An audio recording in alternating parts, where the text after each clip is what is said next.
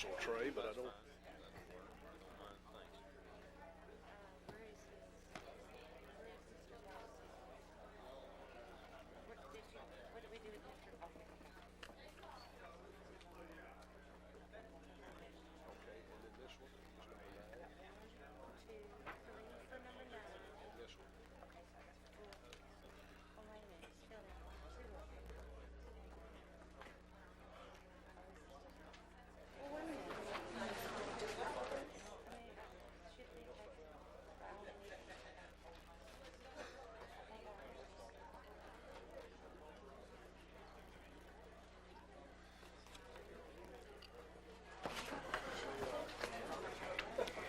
Are you ready?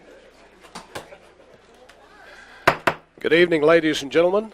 The October 27th, 2003 meeting of the Haltom City Council is called to order. You will notice we have two of our council members absent tonight. They both are ill. Some of this flu stuff going around that some of the rest of us are flirting with has got them down. We regret they're not able to be here, but we're glad you're here. Those of you in the audience tonight and those who are watching on HCTV, we appreciate the interest our citizens have in the things that happen in Haltom City, and your presence here tonight and your watching on TV is indicative of your interest in the city and in the things that go on in our city. Councilmember David Averett was scheduled to give the invocation tonight, and he became ill. Councilmember John Williams has agreed to fill in, so if you will, stand for the invocation and remain for the Pledge of Allegiance. Bow our heads, please. Father, Lord, we thank you for another day you give us, Lord. Thank you for the country we live in, Lord, that we're able to come together and meet like this and make decisions. Thank you, Lord, that we have people that are interested come out. We pray as we go through the meeting tonight, Lord, we pray that you'll open our minds and our hearts, make us do the right decisions for our city, Lord. Pray for these two councilmen who aren't with us tonight. Pray for their health. Pray that you'll bring them back to us. Pray for everybody to have a safe trip as we go home tonight. We ask these things in thy name. Amen.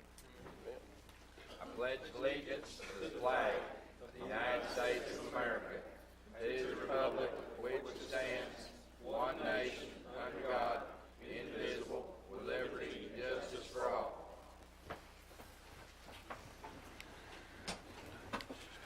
We have with us as a guest tonight the principal of Spicer Elementary, Mr. Mike Duke. He has a presentation to make to the Haltom City Fire Department. Mr. Duke, if you will, come forward to the mic, and the floor is yours.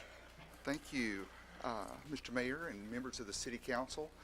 It is with great pleasure that I am here before you tonight. The reason we're here is we have come to make a donation to our Haltom City Fire Department. And what happened was we were given the opportunity to have a fundraiser. Would you pull that mic up just a little bit higher? We want to be sure everybody hears about this. Okay. But we had an opportunity, there it goes, and it'll stay that way. We have worked with McDonald's restaurant up on 377 in Hightower for a couple of years in doing fundraisers.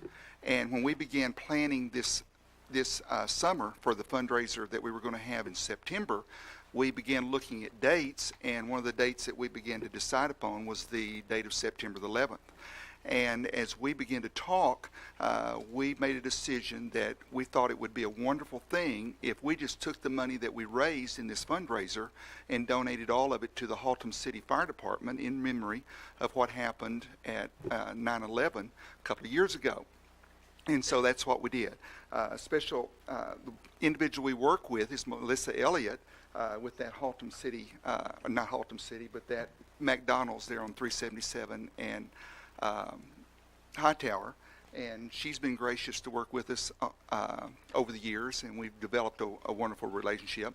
And what's interesting is what we did is we took some of the money right out of Watauga and brought it up here to give to our Haltom City Fire Department. So anyway, that's what we've done. So, but the kids enjoyed it. They loved it. It said something to them whenever they knew that they were going through McDonald's, and the money that they were raising and donating was all going to go to the Haltom City Fire Department. It's not a large donation, but it comes from the bottom of our hearts and expresses the appreciation that we have for our fire department. It's a great fire department. They have helped us out on numerous occasions, and we even had one fire a couple of years ago that they came in and took care of, and we appreciated that. And then from time to time, they'll make a run up there when our alarms go off and we don't know what's going on. But I can't tell you how much I appreciate what they have meant to Spicer Elementary. It is just a wonderful relationship that we have, and it's with great pleasure that we make this small donation. Chief McIntyre, will you accept this donation? Gladly. Oh, goodness. Well, thank you for everything. We appreciate it very, very much. Thank you. Oh, yeah. Chief, any words you'd like to say, or the lady from We love McDonald's? Spicer Elementary and McDonald's. Yeah. Thank you very much. Great. Would you like to say anything? I'm fine, thank you. Okay. She told me I had to do all the talking. Okay. Well, Mr. Dukes, thank you, and tell the students at Spicer and the teachers that we really appreciate it, and the fire department, all of us in Haltom City appreciate your thoughtfulness, and we just can't say thank you enough.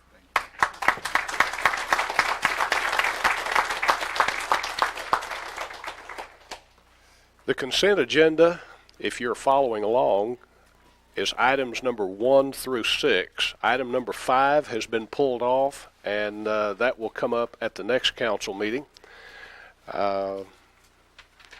We had talked earlier about adding item number 9 and 10, but that's been pulled off, and so we'll address item number 9 and 10 at the appropriate time. So we're ready now on the consent agenda, and these are items that are considered to be self-explanatory and will be enacted by the council with one motion, and I'm ready for a motion regarding item number 1 through 6 minus number 5. Councilmember Fowler. So moved, Mr. Mayor.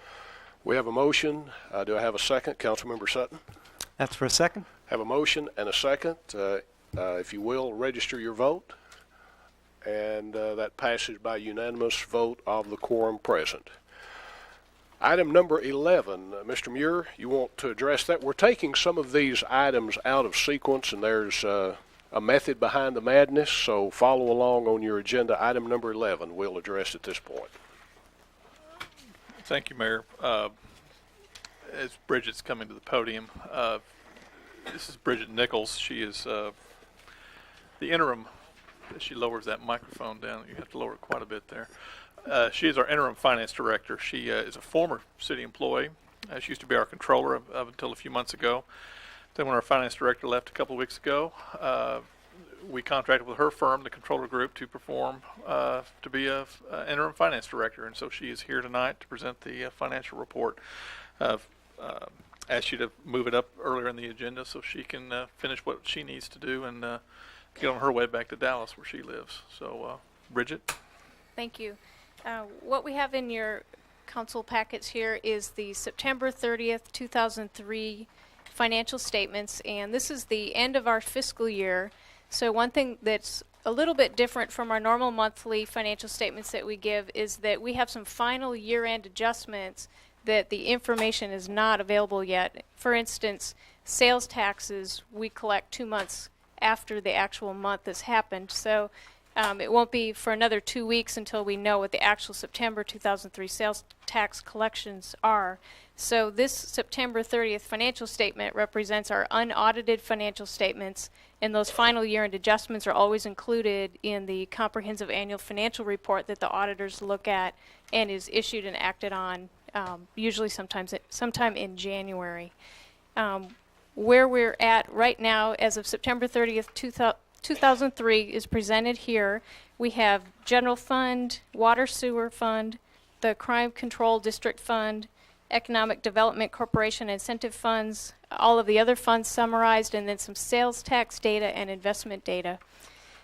The General Fund, as of right now, is sitting with a ending fund balance of $13,308,213. This is slightly less than where we'd budgeted, but we do have additional revenues that will be recorded before we finally close out the year, and we expect that we'll be very close to budget when we've recorded those. Total expenditures are right on track with the general fund. We're at 99%, and we've accrued all of the year-end expenses into the general fund as of this date. If you'll turn to page 4, the water and sewer fund, right now we're sitting at approximately 10 million in operating revenue. Total revenues 10.8 million. Total expenses 6.1 million. And one thing to note, the debt service is budgeted as an expense, but when we pay the principal, that offsets a liability account. So you'll see that the retained earnings is at 9.8 million versus the budgeted 7.1 million. On page 5, you'll see the Crime Control and Prevention District, Fund 28. Both revenues and expenses are very close to budget with the ending fund balance of 301,000. Page 6 is the Economic Development Corporation and Incentives Funds. Total revenue is quite high. You'll see here in September of 2003 there was some certificates of obligations issued, so we have bond proceeds included in 2003. These were originally budgeted for fiscal year 2004, but were issued about a month before originally planned. So you'll see that the 3.5 million in bond proceeds is showing in the current month and year to date. Page 7 includes all of the other funds in the city. You can see we've listed beginning fund balance, total revenues, total expenditures, and the ending fund balance.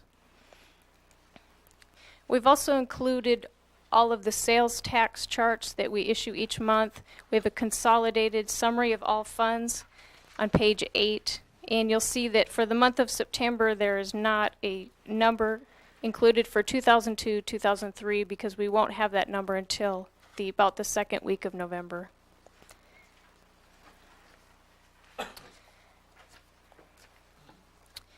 The final summary reports are for investments.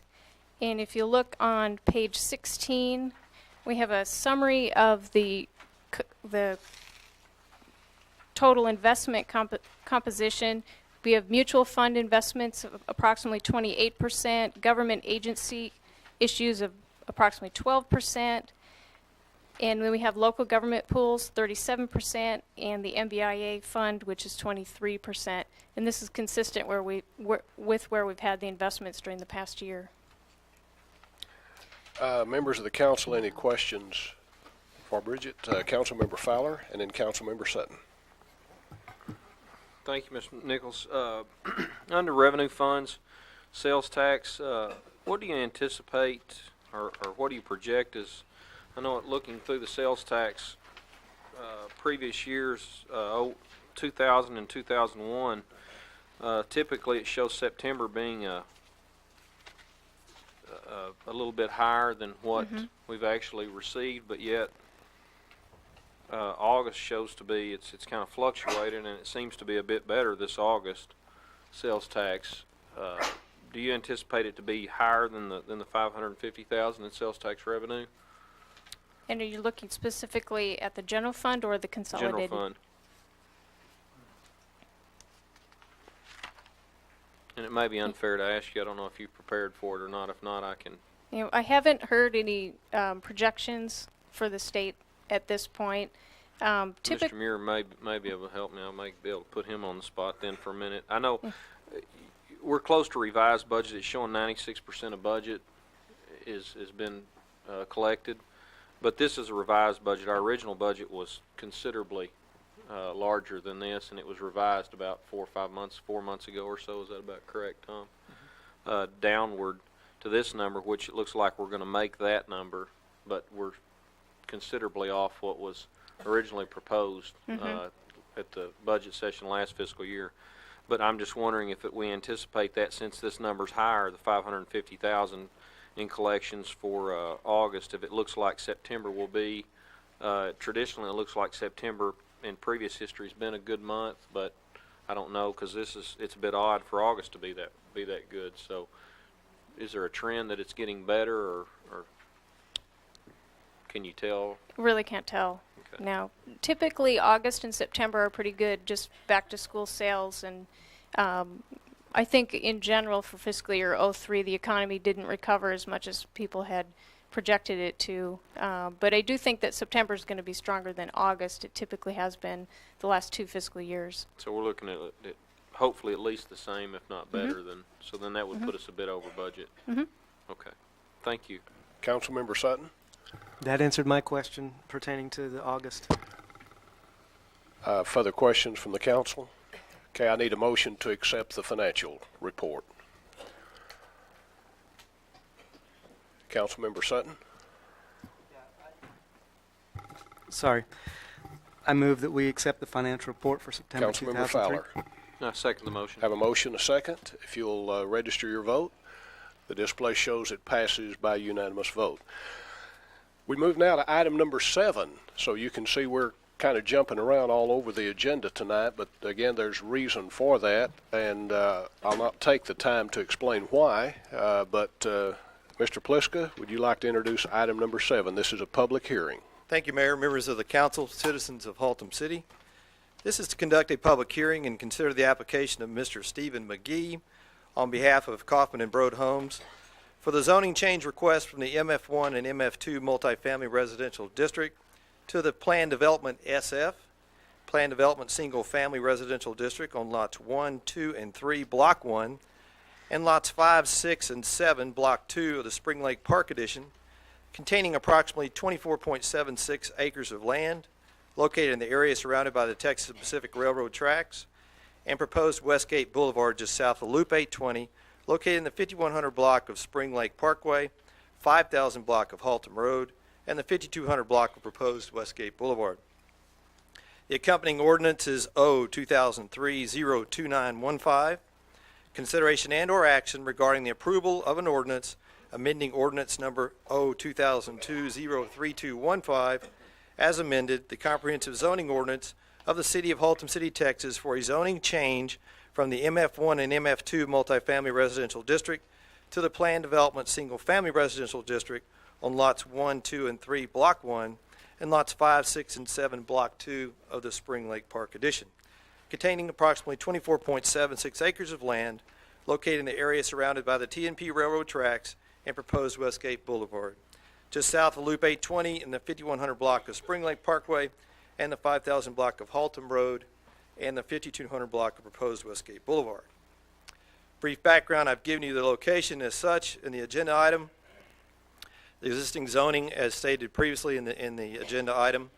The adjacent zonings is commercial and vacant to the north, multifamily to the south and east, and to the west is of course, the railroad tracks with a religious institution on that side as well. The property will be accessed from Haltom Road, as is indicated in the accompanying report. The site is designated as low-density residential according to the city's land use plan, and that was the 2000 plan adopted. Therefore, the requested rezoning would be in compliance with the said plan. Legal notice regarding this public hearing was published in the Fort Worth Star-Telegram on September 12, 2003. Property owner notifications for all property within 200 feet of the site were mailed out on September 12, 2003. 15 properties were notified. Staff received 1 in favor and 0 opposed. Along with this report, I formally submit the plan development requirements for this project, Exhibit Zoning A in the accompanying ordinance, zoning information and site information, property owner notification instruments, GIS aerial for your review, and plan development standards as spelled out by Kaufman and Broad and submitted to staff. Members of the council, questions or comments for Mr. Pliska? There being none, thank you, Mr. Pliska. Thank you, Mayor. This is a public hearing, and I'll open the public hearing at this time. If we have anyone in the audience wishing to speak either for or against this application, you'll have an opportunity to do so. Mr. McGee, are you in the audience? Would you like to come forward and make a presentation to not only the council but the citizens of Haltom City at this time? Thank you, Mr. Mayor. Welcome to Haltom City. Thank you. And if you will, I've mentioned your name, Stephen McGee. Stephen, if you will, tell us who you are and what your connection is with KB Homes. Sure will. My name is Stephen McGee. I'm the Director of Land Acquisition for KB Homes for the Dallas-Fort Worth area. About 6 months ago, we had come to the city, Haltom City. We were looking at some properties in this area, and we came upon this property that's next to the existing Spring Lake Apartments complex, as Mr. Plitzka laid out for you. We had a number of meetings with staff, with Mr. Plitzka and his staff, with the city engineer, discussing various aspects of this property and the potential, whether or not we could rezone the property from multifamily to single family. Working through some of those issues, then we submitted approximately 4 or 5 potential concept plans for the property, working in conjunction with your staff. We refined that down to the plan that we have before you today, and that I have on this drawing here that, you know, we can display to the public if anyone. Mr. Pliska, is this the same drawing that we have in our packet? That is correct. Okay. It's the same one. And primarily what we're asking for is approval of PD rezoning. We think we've met all of the city's requirements in terms of ordinances. We're happy to meet all of them. We presented this to the Planning and Zoning Commission on September the 23rd and received unanimous approval. Our plans are to build homes that range from 1,200 to 3,000 square feet with the series that is what we call Austin's E-Series. It's an Austin product, a new product we're bringing to this market. It has on virtually all of the elevations, front porches on the 2 stories. Front porches are available for the first floor and the second floor. I can distribute these to the council members if they'd like to see them. We are now building this particular product in the city of McKinney, in this marketplace, and we've had a lot of success with it. It's a little more of an upscale product than what KB's been known for in this market, and you know, we're requesting approval of that here. We think if this turns out to be, and this would be a very similar project to the project we're doing in McKinney, we think the project will come in at average sales prices of around $160,000 and $170,000. Primarily, what we have been known to do, we do not build spec homes. What's one of the questions we got at the Planning and Zoning Commission level? We don't really build spec homes. All of our homes are custom done for each individual buyer. They select the home. They select one of 4 elevations. So the elevations that will be available here will be about 40 different elevations of these homes. They select their brick. They select their materials and the interior of the house, much like you would with a custom builder. We have a showroom that's on 183 in Irving. Our buyers go there to select what they want to have in their home. Just as a matter of course here, we will have a HOA. The HOA will maintain our public or common areas that will be in this project. This particular home style fits on it's a 35-foot wide product. When we came to the city initially, we looked at whether or not we would build 45-foot or 50-foot wide lots. Really became the biggest issue of, gee, why are you narrowing this lot size down? Well, the product we were planning on using here fits on either one.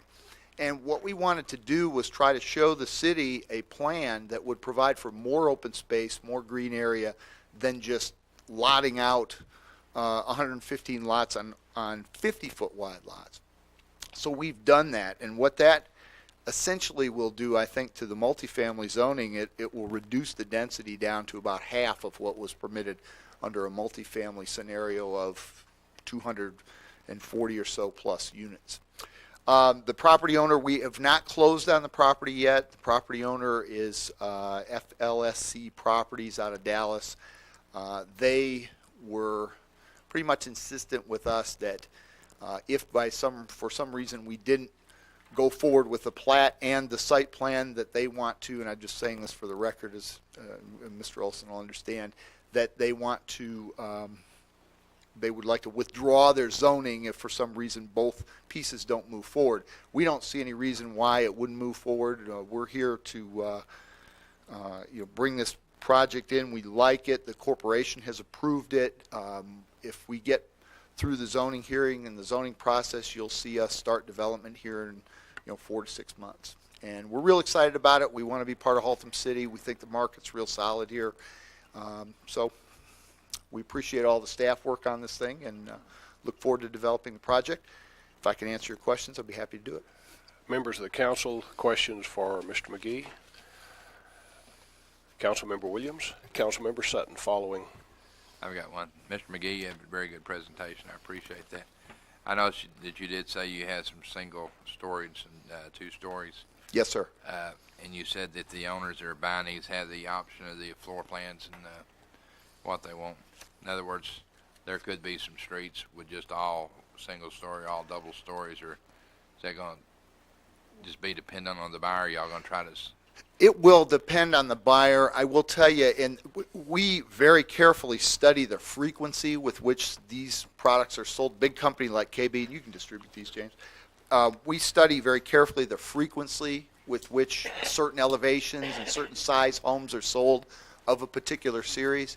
It is, and as I mentioned here, it's our belief that we're going to be in the $160,000 to $170,000 range as average price, meaning most of these will probably be 2-story homes. While we've shown in the PD the ability to go down to 1,200 square feet, what that becomes is just sort of something that the builder can advertise from the 120s, 130s. Our experience here is we will build very few homes at that level. We'll probably build mostly 2 stories, and of the 2 stories, they'll probably be somewhere in the 2,200 to 2,500 square feet. The most popular series in this particular E-series that we've been building in Austin is a 2,400-foot plan, and we've passed them out. I just can't remember which one it is, but it's the one that's near 2,400 feet. They come with extensive options. Most people select. They come with a front porch walkout option.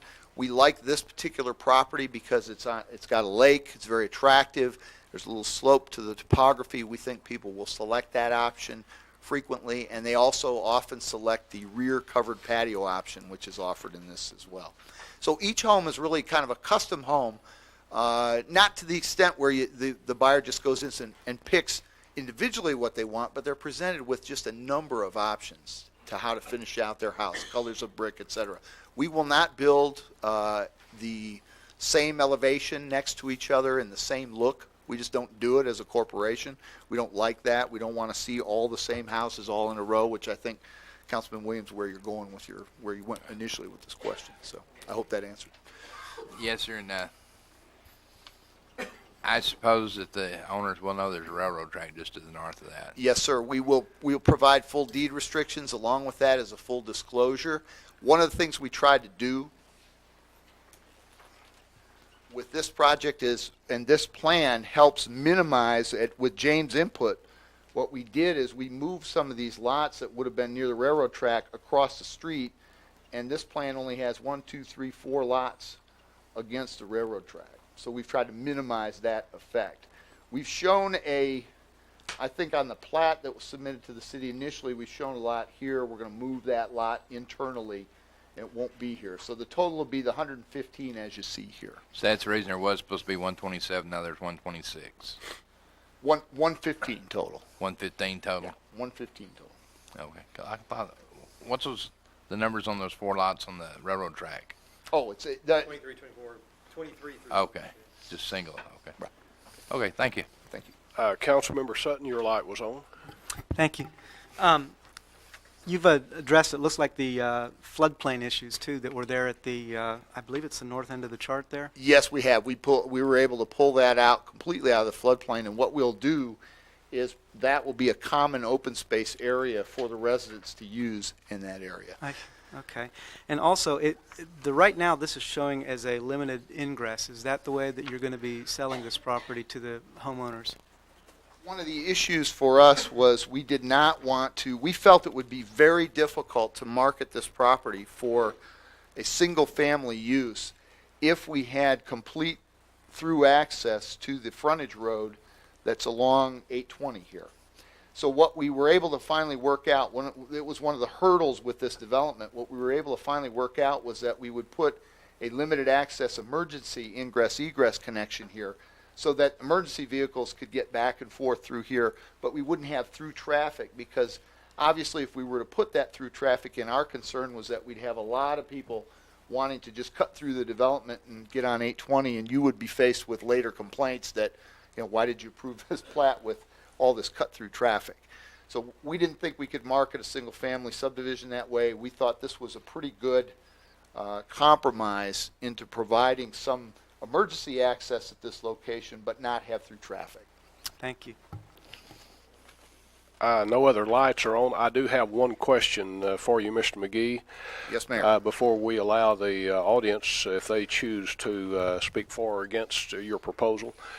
You have 115 homes, I believe, you're building, 160, 170,000 each. When do you anticipate build out of those 115 homes from the day you start turning dirt up there? That's a good question. We would suspect that in best case scenario, we will sell 10 homes per month, estimated. Worst case scenario, it's going to be 5. So if you figure 10, it should take us a year to possibly 2 years. So a best guess would be about 18 months.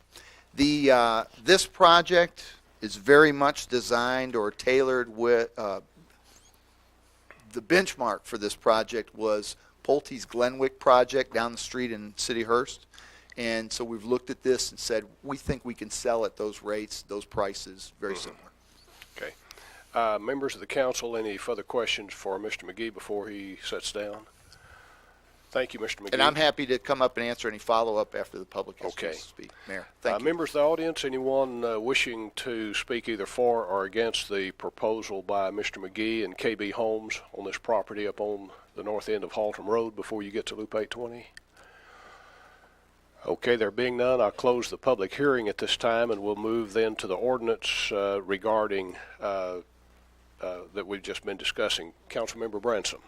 Thank you, Mayor. I move that we approve ordinance 02003-02915, subject to the eventual connection of West Grove Boulevard to the 820 frontage road in compliance with the existing thoroughfare plan. Okay, we have a motion. Do I have a second? Councilmember Hurley. That's for second. Have a motion, a second. Any discussion on the motion? Okay, there being none, if you'll register your vote, it shows 4 in favor and 1 abstention. Do you have that, Ms. Stahl? We move then to item number 8, and Mr. Pliska, I believe you have that one as well. You want to introduce this public hearing. Thank you, Mayor. Members of the council, citizens of Haltom City. This is to conduct a public hearing and consider the application of Tri-Win for a zoning change request from the C3 Commercial District to the PD C3 Planned Development Commercial District on Lot 5, Block 13, G.W. Burkett subdivision, containing approximately 1.3095 acres of land located on the northwest corner of Higgins and East Belknap Street, locally known as 4125 through 4135 East Belknap. The accompanying ordinance is ordinance number O2003-03115, consideration and/or action regarding the approval of an ordinance amending ordinance number O2002-03215, as amended, the comprehensive zoning ordinance of the City of Haltom City, Texas, for a zoning change from the C3 Commercial District to the PD C3 Planned Development Commercial District on Lot 5, Block 13, G.W. Burkett subdivision, containing approximately 1.3095 acres of land and located on the northwest corner of Higgins and East Belknap Street, and this is the first reading. I listed for you the location during the agenda item. The applicant is requesting a zoning change in order to develop the site as a limited retail center. The existing zoning is C3 commercial, and the land use is a vacant retail site, which is currently under demolition. I list for you the accompanying zoning and the adjacent zoning. Thoroughfare, the property will be accessed from Belknap Street and Carnation Avenue. Comprehensive land use plan, the site is designated as commercial according to the city's comprehensive land use plan. Therefore, the requested rezoning would be in compliance with said plan. Legal notice regarding the public hearing was published in the Northwest newspaper on September 29, 2003. Property owner notification instruments to all properties within 200 feet of the site were mailed out on October 3, 2003. 23 properties were notified. Staff received 0 in favor and 2 opposed. I formally submit the PD requirements, Exhibit A accompanying the ordinance, site and zoning information, property owner notification instruments, property owner list of people within 200 feet, and GIS aerial, as well as the applicant's development plan for your review. Recommendation: at their meeting on October 14, 2003, the P&Z Commission voted unanimously to recommend approval of the zoning change request from the C3 to the PD C3 Plan Development Commercial District on zoning case Z007-03. And I would like to point out that this is indeed a use restrictive exhibit that is accompanying with this in terms of the site plan as well as the development district standards. Thank you, Mr. Pliska. Members of the council, any questions or comments for Mr. Pliska regarding this? Councilmember Williams? Thank you, Mayor. I do have but one concern. This is going to be a tremendous facelift for that part of Belknap. The building there is probably 55, 60 years old. It's coming down, and putting a new building up there will be a great addition to that. But you know, the parking problem that the existing building has, that will be addressed during the when they get the part to where they're going to do their site plans and stuff on it. That is a good point. The new site plan, of course, meets the parking restrictions that the zoning ordinance requires, the 2000 zoning ordinance that we modified recently. There will be mutual access parking on the west side, if you'll note on the site plan, and that's a good point, in case there is a type of use that will generate more parking. And if you'll look at the site plan, the property owner is indicating that on the west or to the left on your site plan. He is the property owner for that facility as well, but in case it is ever sold, we are requiring that he file that as a mutual access easement to support this center. This will totally do away with the in and out parking straight in and out on Belknap. Absolutely. This will, you will see as Belknap redevelops, in and out parking is a danger for oncoming traffic. It also impedes through flow of traffic as well, and the ordinance is clear. It does not allow it for new development. Thank you. Yes, sir. Further questions for Mr. Pliska? Thank you, Mr. Pliska. Thank you, Mayor. Since this is a public hearing, I'll open the public hearing at this time. We'll give the applicant, Mr. Tree Wynn, opportunity if he wishes to address the council at this time, followed by members of the audience if you would like to speak either for or against this application. Mr. Wynn, are you in the audience? Would you like to address the council or just be available for questions? Okay. Members of the council, any questions for the representative of Mr. Wynn? I believe we don't have any questions for you. Thank you very much. Members of the audience, anyone wishing to speak for or against this application? Okay, there being none, I'll close the public hearing at this time, and we're ready to move to the corresponding ordinance. Councilmember Sutton. Thank you, Mayor. I move to approve ordinance number O2003-031-15, case Z007-03. Okay, Councilmember Williams. That'd be for a second. I think it's a very good anchor to bringing Belknap back. Okay. We have a motion and a second to approve. Any discussion on the motion? Okay, there being none, if you'll register your vote, and that passes by unanimous vote. And now we come back to a more orderly approach to the agenda. We move to the Visitor Citizens Forum. We do have a number of people who have signed cards to address the council at this time. And let's see, we have 1, 2, 3, 4. This time is set aside for any person having business before the council that is not scheduled on the agenda to have an opportunity to speak to the council. All of the comments must be directed toward the presiding officer rather than to an individual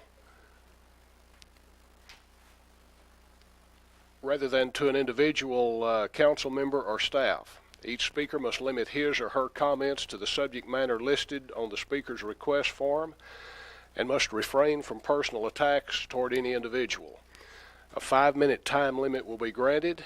It's important for every speaker to understand that council cannot discuss or debate any issue brought forth at this time, nor can council take any formal action because the items that are brought forth were not posted as an agenda item in accordance with the open meetings law.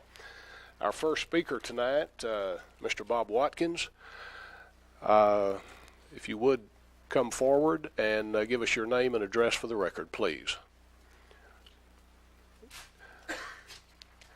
And the subject, elephant in the room.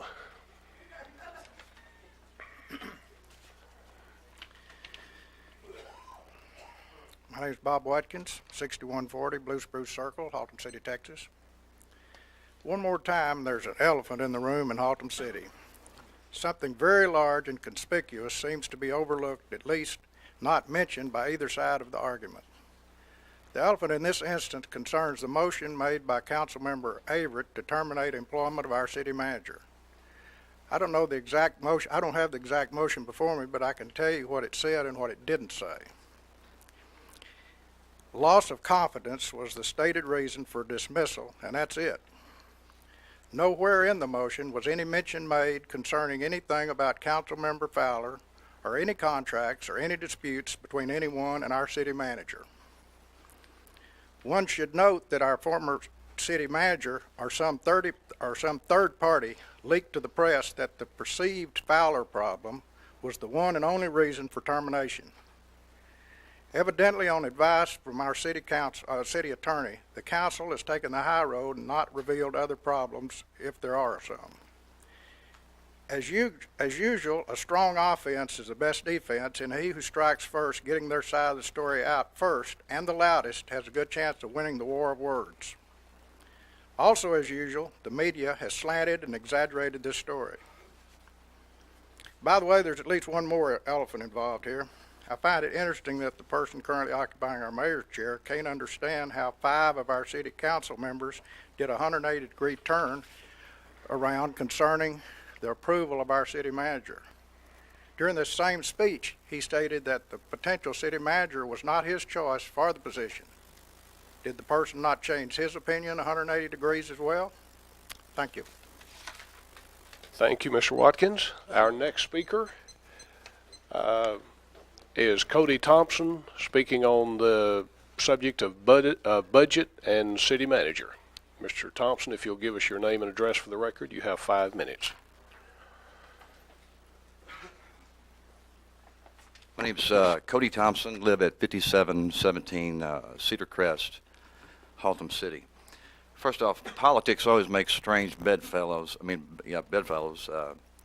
I'd have to agree with Mr. Larson and Mr. Lewis and some of the others. As far as there being a budget crisis, in my mind, or Mr. Sutton also, there shouldn't be a budget crisis 13 days into the budget. I mean, y'all had budget workshops to do your budget. You had time to make your projections.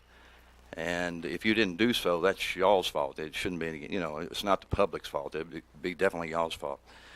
And as far as not participating, I'll have to agree with Mr. Larson also. You can participate without being here because I've watched the last city council meeting numerous times. I've either got a very boring laugh or I need a check on reality. You know what I mean? To watch these council meetings is tough. But let me say this. Now is where I get nasty, okay? According to the Fairly Wells and self-professed, self-righteous, the only good leaders left in Haltom City are Branson, Sutton, White, expatriates Larson, Lewis, their clan, and the all-knowing Star-Telegram Lieberman, and now a former city manager that may or may not walk on water. Now let's start at the beginning. The current sorry state of our city, our fair city, can be traced back to the Larson, Lewis, and other past lack of vision leaders, which like to brag about low taxes, low user rates, and see what they brought us. Third world streets, decaying infrastructure, decommercialization, and suburban decay.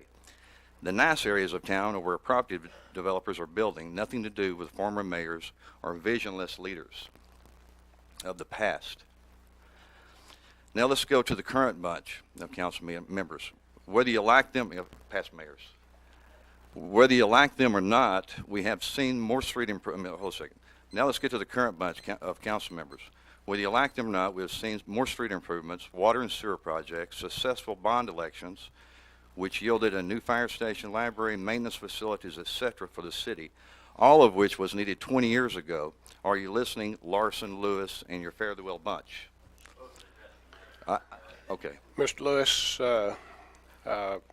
I'll take care of the meeting, and you are aware of the prohibition against attacking any individual, and you also, Mr. Thompson, are aware that you need to address me rather than the audience. So please proceed. All right, sir.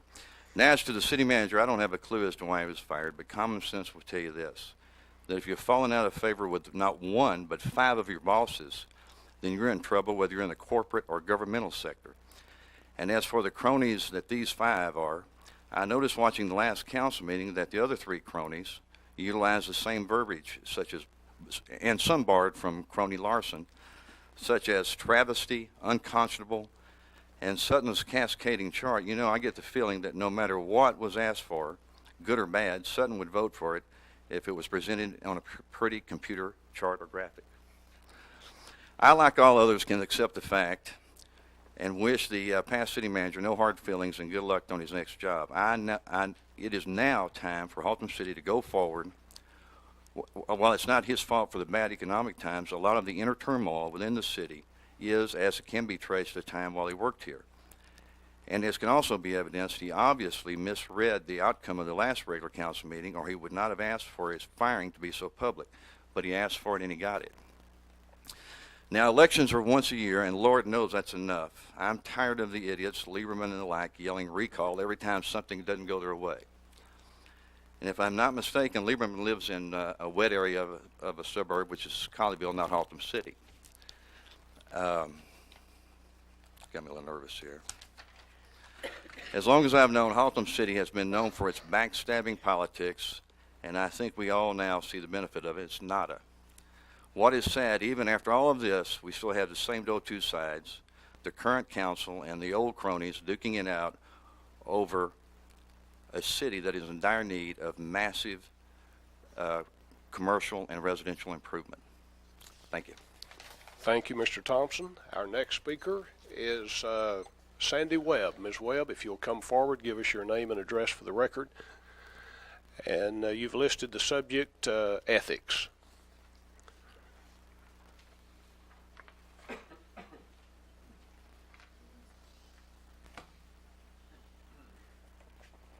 May I ask a question before I start? May I ask you a question? Uh, I'm if just you- talking about how I'm supposed to do this, because this is the first time I've done it. Okay. Just pertaining, not about what I'm talking about, just how. But I'm Sandy Webb.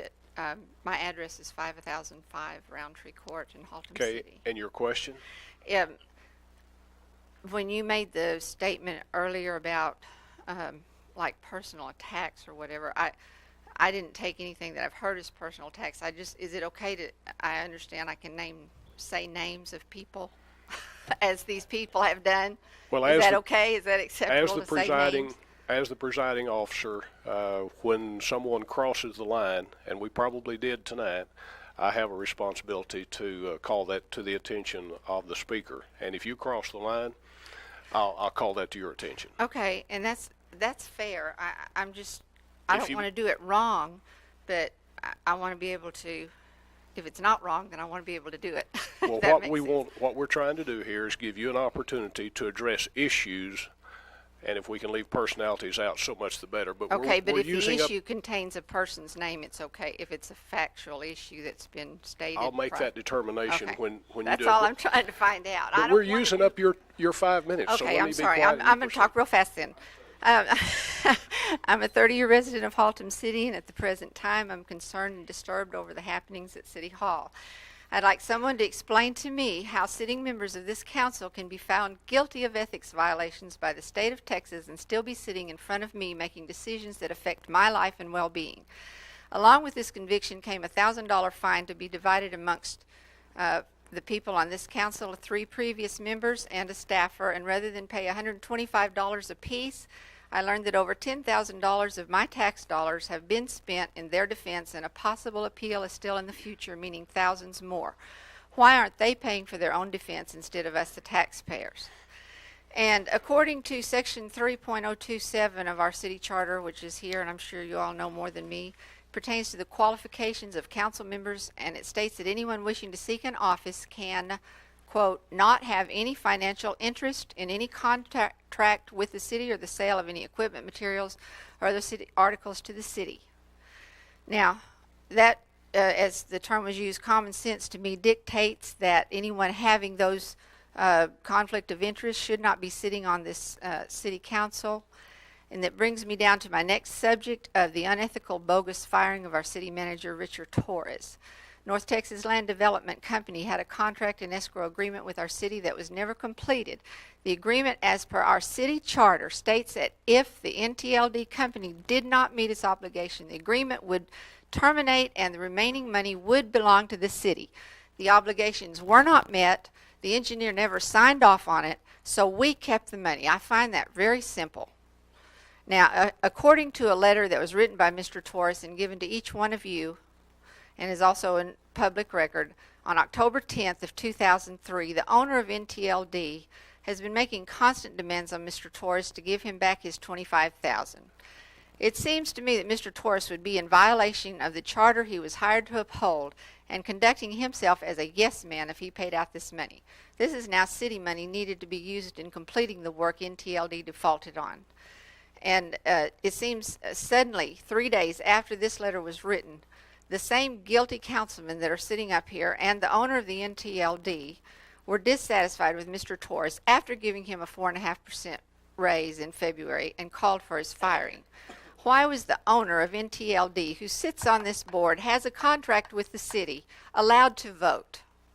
Why was he not advised by the city attorney or by the mayor that he should recuse himself, as this is a conflict of interest which is totally against the charter of this city as so voted on by you all, or whoever voted it, but somebody in charge? And what I'm seeing here is the good old boy justice system, and our little slogan of proud and progressive is a real joke. Who can be proud to see our city progressively sliding into a system that is found in the hills of Arkansas where nobody crosses the sheriff or his cronies? We better wake up, people. My guess is there are a number of city employees that are afraid to cross this bunch, or they'll go the way of Mr. Torres. That might be our city secretary or even our attorney here, whose company would stand to lose around $20,000 a month if he lost the contract with the city. All it would take is a vote of these same 5 and he would be history. He's already advised the staff and council that this tabloid newspaper, Haltom City News, does not meet the criteria for the official city newspaper. So why did this city council adopt it? It really makes me wonder who on this council might stand to gain financially from this paper, because the city spends big bucks with it when it's the official newspaper. It's the only tip of the iceberg. In my opinion, 2 things need to happen. If this council's vote is allowed to stand, Mr. Torres should get an attorney and sue the city to the bottom of its corrupt coffers. And secondly, I am respectfully asking the city secretary to follow the rule of her office, which states, and I quote, "A member of the council who ceases to possess any of the qualifications specified in this section for a period of 60 days following the notice from the city secretary regarding same shall immediately forfeit the office." And I state that Trey Fowler, who is owner of NTLD, who has a contract with the city which is in direct violation of the code and in violation of section 3.027, as well as other code violations, should be asked to resign and save our city the expense of a recall election. Ms. Webb, and the other you 4 have, members have failed to uphold their office, their oath, and they Ms. should Webb, also be given a letter. You have 20 seconds, and Thank your you. time will be up. And that's what I'm asking, that the city secretary also give a notice to these other people who have failed to uphold their office by asking for the resignation of Mr. Fowler because of his conflict of interest. And let's take our city back from those who would Ms. rob Webb. us and sidestep the law for their own profit. Thank you very much. Ms. Webb, your time is up.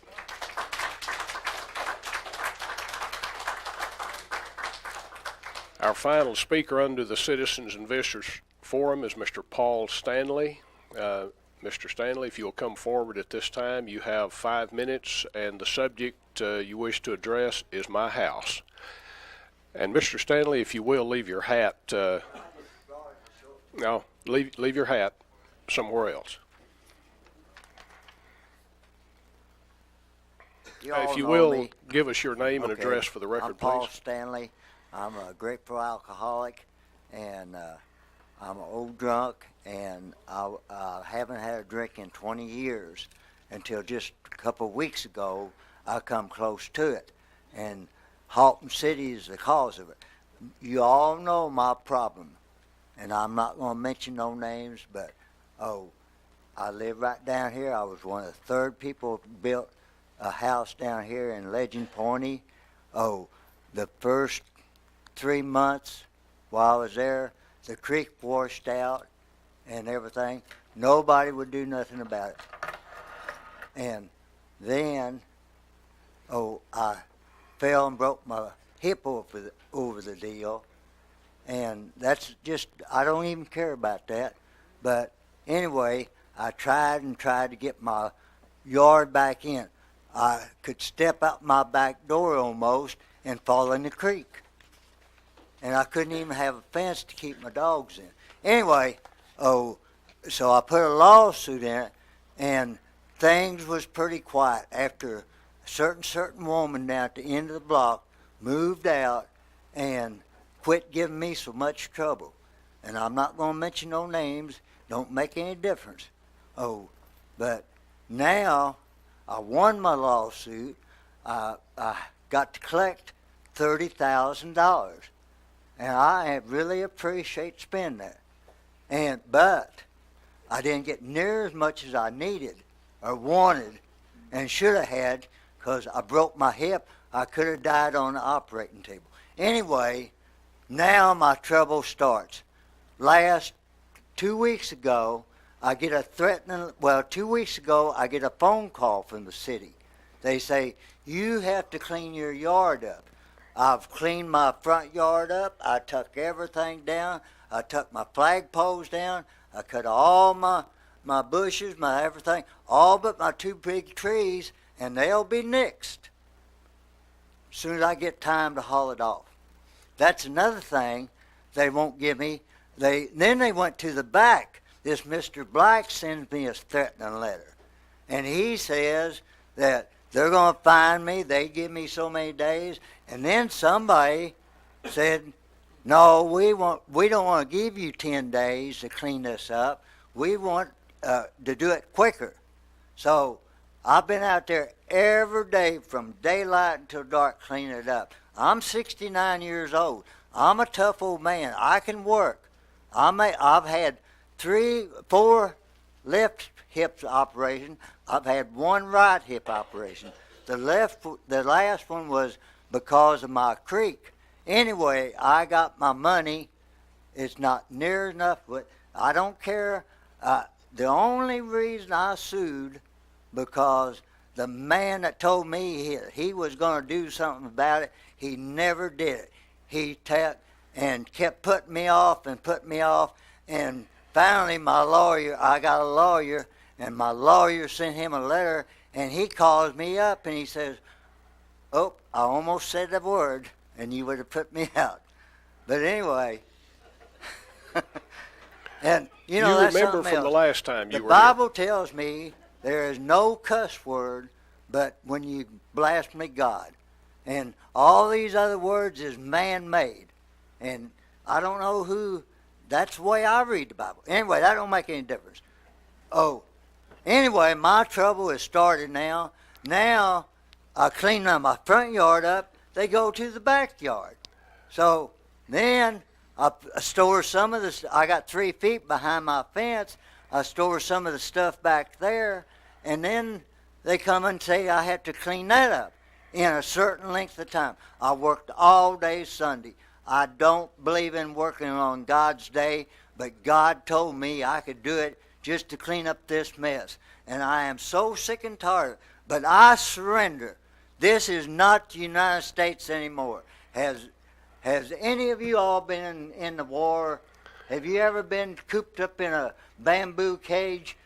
Water up to here. If you open your mouth, you get a mouthful of water. Mr. With Stanley. rats and everything. Mr. Stanley, just a moment. you have about 20 seconds to complete. That's okay. And, I'll be done. okay. I could have quit a long time ago because it don't make any difference. The harassment is going to get worse, and I know it. And I'm just wondering, I don't know what else you can do because I've wiped out my front yard, my backyard, behind my yard. And if you don't believe it, go down there and look. Mr. But you Stanley? won't take the time. And there's the damn man Mis- right there Mr. Stanley, that's caused all my trouble. your I'm going, time is up. and I'll never be back down here. But this is not America.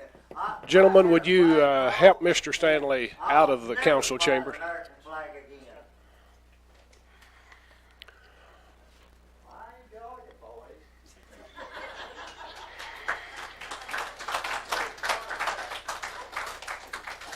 When the city council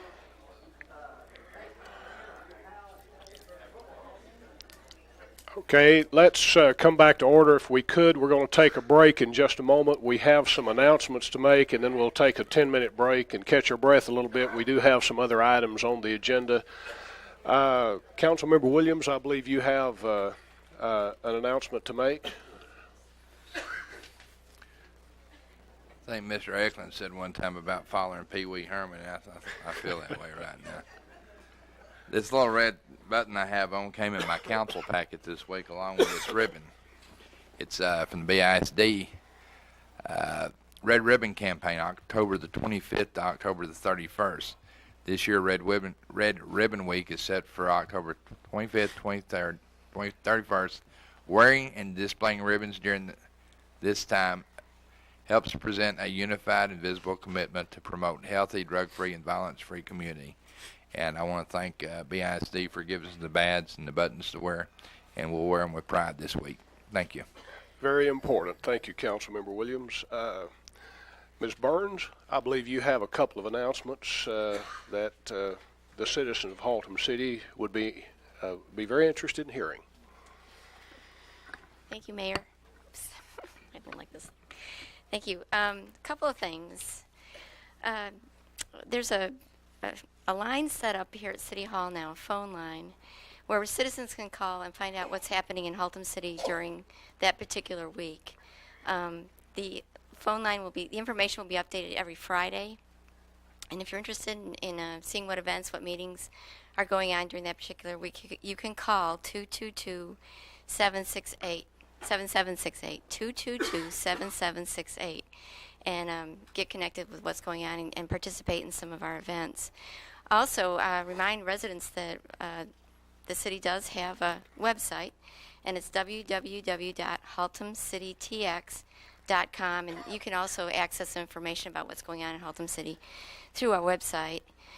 I also wanted to mention that the Dickens on Broadway Community Tree Lighting is set for Thursday, December the 4th from 6 until 9 p.m. here at the City Hall complex, and I'm just hoping that you'll mark your calendars and plan on coming out for that. It's a lot of fun. There's no admission charge. There'll be carriage rides, train rides, craft vendors, entertainment, and visits with Santa.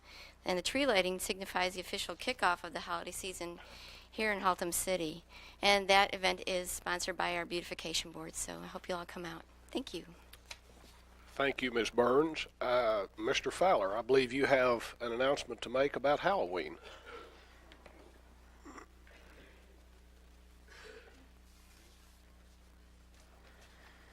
Thank you, Mayor, Council. I do have an announcement to make about that, but if you would allow me a couple of minutes first to talk on another subject, I would appreciate it. Is your employee? This is regards to item number 6. You want to pull that up? Yeah, please. Item number 6 on the consent agenda, the Senior Citizens Advisory Committee. We have several members that came here tonight, and they are very, very diligent in their work and what they've done an excellent job, what they've done so far. And I would just like to, maybe we could recognize them if they would stand up, please. Senior Advisory. Thank you. Fran Nolly, who is our chairperson, Roxy Black, and Nora McCoy. And then Bobby Arthur, who is actually the liaison there. She's reluctant to stand up, but please stand up, Bobby. Thank you. And these ladies, and not just ladies, but they've asked that any information or anything that they can get to the seniors or any questions you have that they may can answer, that's part of this committee's responsibility, is to work as a go-between and be eyes and ears for the council and for the city management to find out what needs are out there and what can be done to help them out. So, and they're doing an excellent job with that. Thank you. Thank you, Mayor. Now, what I came up here for was to mention that the Halloween Carnival, which has been held every year until this year, ever since '85, I believe it is, will be again postponed this year. We will not be hosting the Halloween Carnival or the Haunted House. We will, that's due to construction, by the way. If you've been down by Broadway, the Recreation Center now is still just a trailer. We are making progress. It is beginning to take shape, but we're still probably looking at a January completion date. So we do not have the facilities to host the carnival this year. We do plan, the park board has expressed a lot of interest in continuing on and plan on doing it again next year there at the new Recreation Center. So if y'all will come back and see us next year, we would appreciate it. Thank you, Mayor. Thank you, Mr. Fowler. And our library director, Rodney Bland, has an announcement. Trey, did you need to say something? Mr. Bland, could I get you to hold your peace just a moment, Councilmember Fowler? Oh, I'm sorry. Thank you, Mr. Mayor. I was just going to, since Ms. Nolly and some of the senior advisory board members are here, I was going to ask y'all if y'all have had much response on the ambulance service on the program that the AMAA provides, ambulatory service. Ms. Nolly, if you will, I'm sorry to put you on the spot. I just think it's good for not only the seniors, but everyone in the community. Our ambulance service provides I believe it's a $55 annual fee and that's unlimited ride. That is correct. And it's a $55 membership for the year. Will come out anytime for any of the family members at that address. We have been advising the seniors of this, and I do know quite a few of them. Rodney, Sorry about that. That's all right. Quite a few of them have signed up for this program. Okay. So, yes, hopefully it'll be a big success and we can continue to keep the ambulance service. Well, I think that's important for not only, like you say, the seniors, but they oftentimes utilize it more often than some of the more youthful people in our community, but really anyone that's a family Anyone deal, can because you're use talking it. about $55 versus somewhere in the neighborhood of $600 to $800 It for an is. ambulance ride, for one ambulance ride. So it would be beneficial for families with children, young children that might need to go to the hospital. So if you would be sure and stay on that, we would sure appreciate it from the council. Since the reason I mentioned seniors is because that's who we talk to Correct. mostly, but Right. you are correct. It is for anyone and any family. So, and it is a very good deal. Well, thank you for all y'all's hard work. Thank you. Mr. Bland. Mayor, City Council, City Staff, Haltom City residents.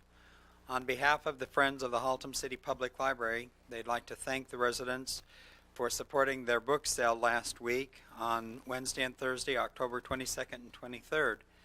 They would also like to thank all of the volunteers who helped them set up, take down, and attended residents at the sale.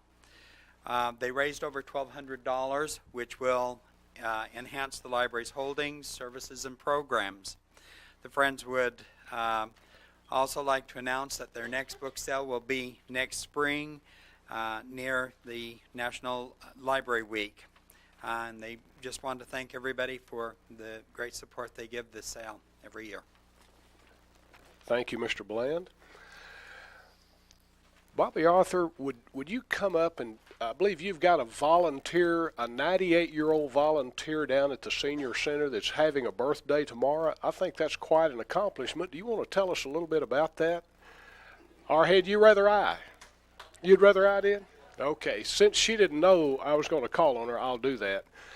I got a phone call today from Bobby Arthur, the director of our senior center, and she was telling me that Mr. Bert Cardinal will be 98 tomorrow, and he is the oldest volunteer you have down at the senior center.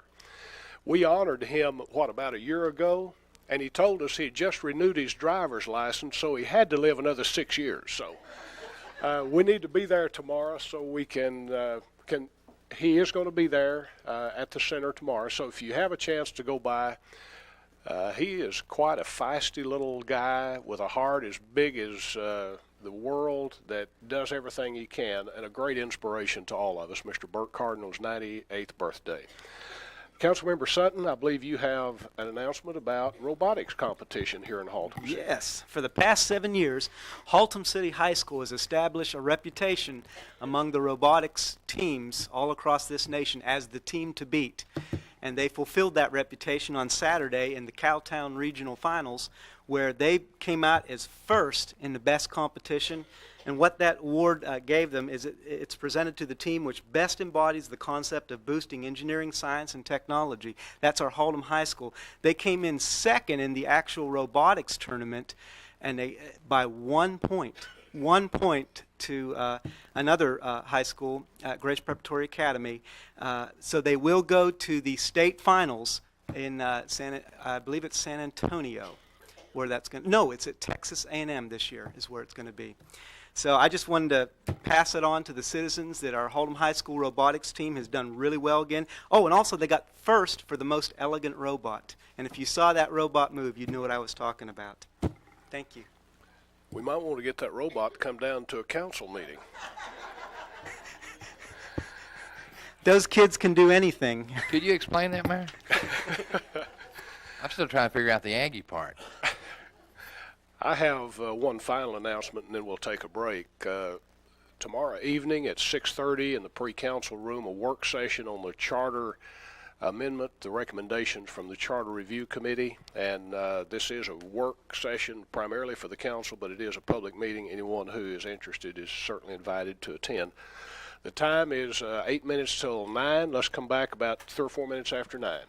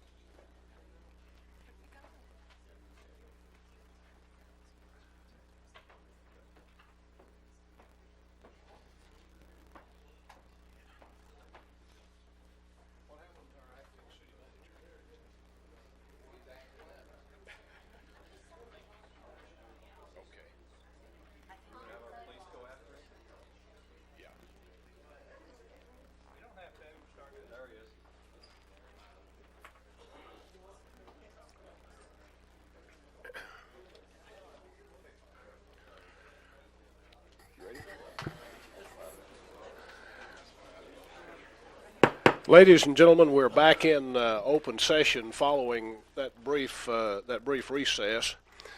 Councilmember Williams, I think you have an announcement you needed to make at this time. Yes, thank you. During the break, I talked with Sandra Logan, and I'm glad that Judy Hell brought her here tonight. She brought to my attention that October is National Breast Cancer Month, and so Ms. Logan asked me to make that announcement. So, Ms. Logan, I appreciate you bringing that to our attention. Very important awareness. Okay, we move now to item number 9. This has to do with the freezing of residential homestead taxes for the disabled and those 65 or older. Councilmember Bransom, I believe you placed this on the agenda. Would you like to introduce it at this time, please? Thank you, Mayor.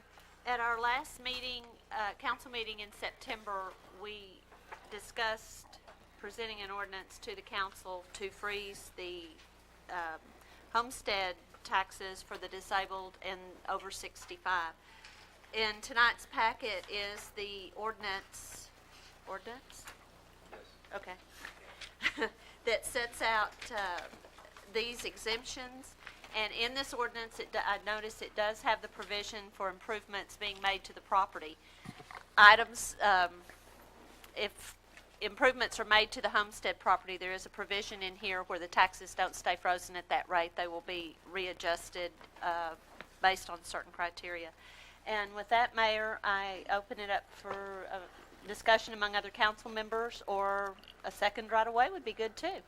Okay, I believe with the consent of the council, we do have a few people who have signed visitors' cards to speak on this subject. We'll do that first, and then we have Councilmember Hurley, Councilmember Williams light on, and we'll proceed from there.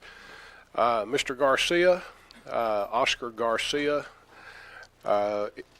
this tax freeze for the 65 and over. If you would give us your name and address for the record, please. And you have 5 minutes. My name is Oscar Garcia. I live at 700 Leisure Drive in Fort Worth, Texas. And I want to thank Mayor White and the rest of the council for allowing me to address the council on the subject of freezing the tax on seniors and the disabled. Now, the last time I was here, we discussed how many seniors are involved and so on. This evening, I wanted to briefly mention to you the other tax burden that your residents here are also bearing. And I have a chart that I wanted passed out to the members of the council. Does everybody have the chart? You'll notice that this shows what was being charged 5 years ago and what is being charged today. As far as Tarrant County, the average appraisal value was $82,000 plus. It is now $120,000. The average taxable value for the Tarrant County taxes, which includes the hospital district, was based on approximately $32,000. It is now $70,000.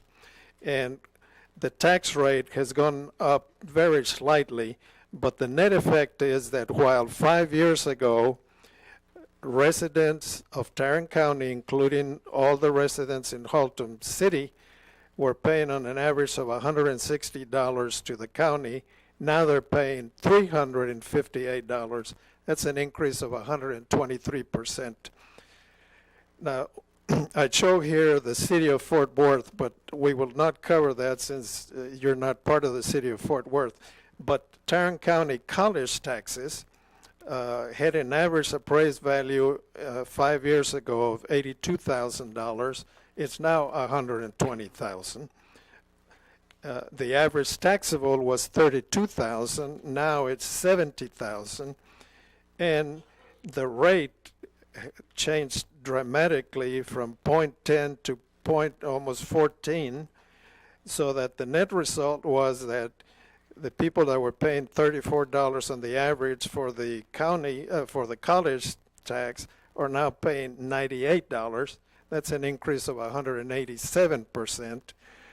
And the school district, and of course you're not in the Fort Worth Independent School District, but those folks are paying 100% more. On the average, people in Tarrant County living in the Fort Worth area, and again, that's not Haltom City, but it's comparable, in the last 5 years, their taxes have gone up 132%. And I don't know of any senior that has had an increase in income of 132% in the last 5 years. So I know that we're talking about giving relief to the seniors. They need it. I've heard conversations about just dispensing with taxing the seniors. That's not what we're asking for. The Silver Hair legislature that put this on the agenda statewide only wants it frozen.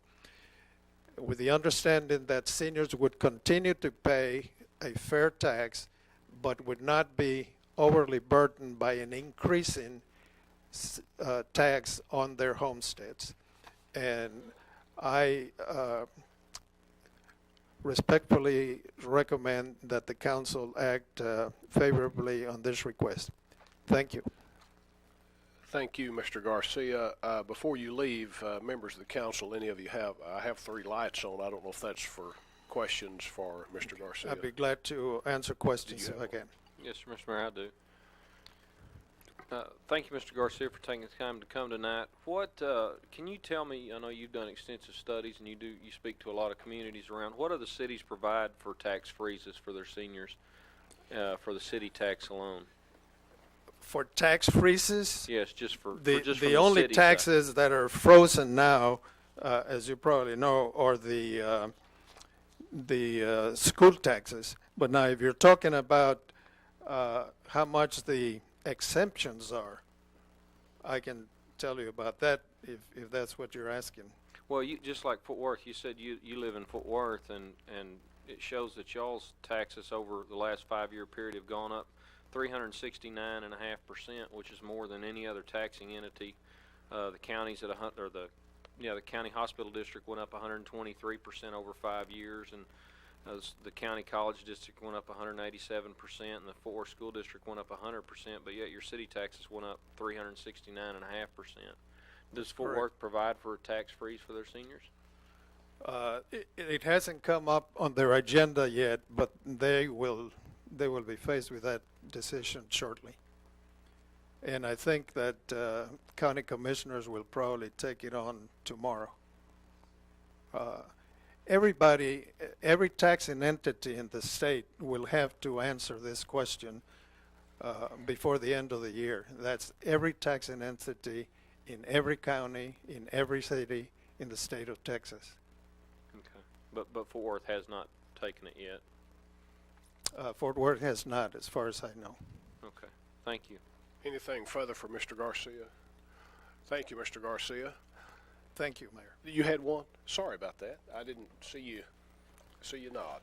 Mr. Garcia, I appreciate you coming out tonight. Now, are you elected official with the Silverhead legislators? I am. Okay. When do their elections take place? In May. In May. Okay. I appreciate you coming out here and bringing this to our attention.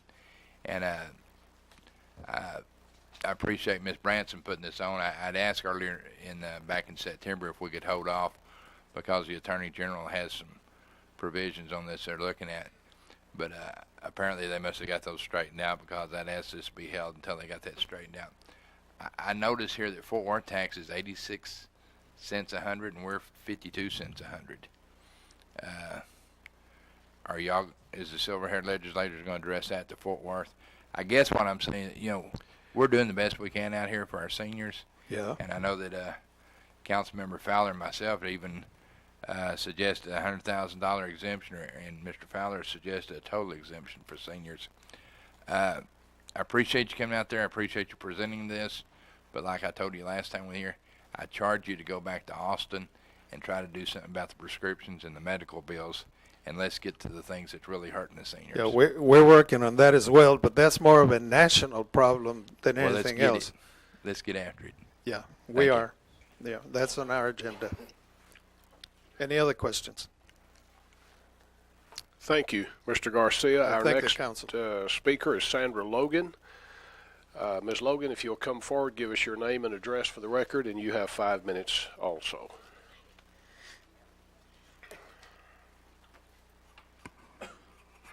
Thank you, Mayor, City Councilman, City Councilwoman, and members sitting on the podium, on the platform.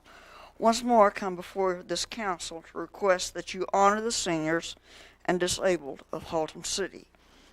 What may seem as a drop in the bucket for them, with a freeze of at least $50,000, may actually allow them to buy 1 or 2 prescriptions a year.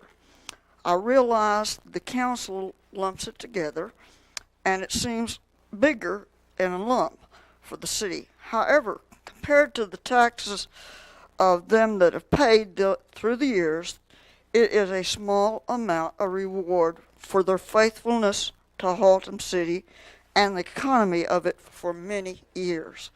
We are talking about people who may have worked in other cities in and around Haltom City, but for years brought that income back to Haltom City and faithfully paid Haltom City taxes and now live on a limited income, yet they have chosen to retire in Haltom City.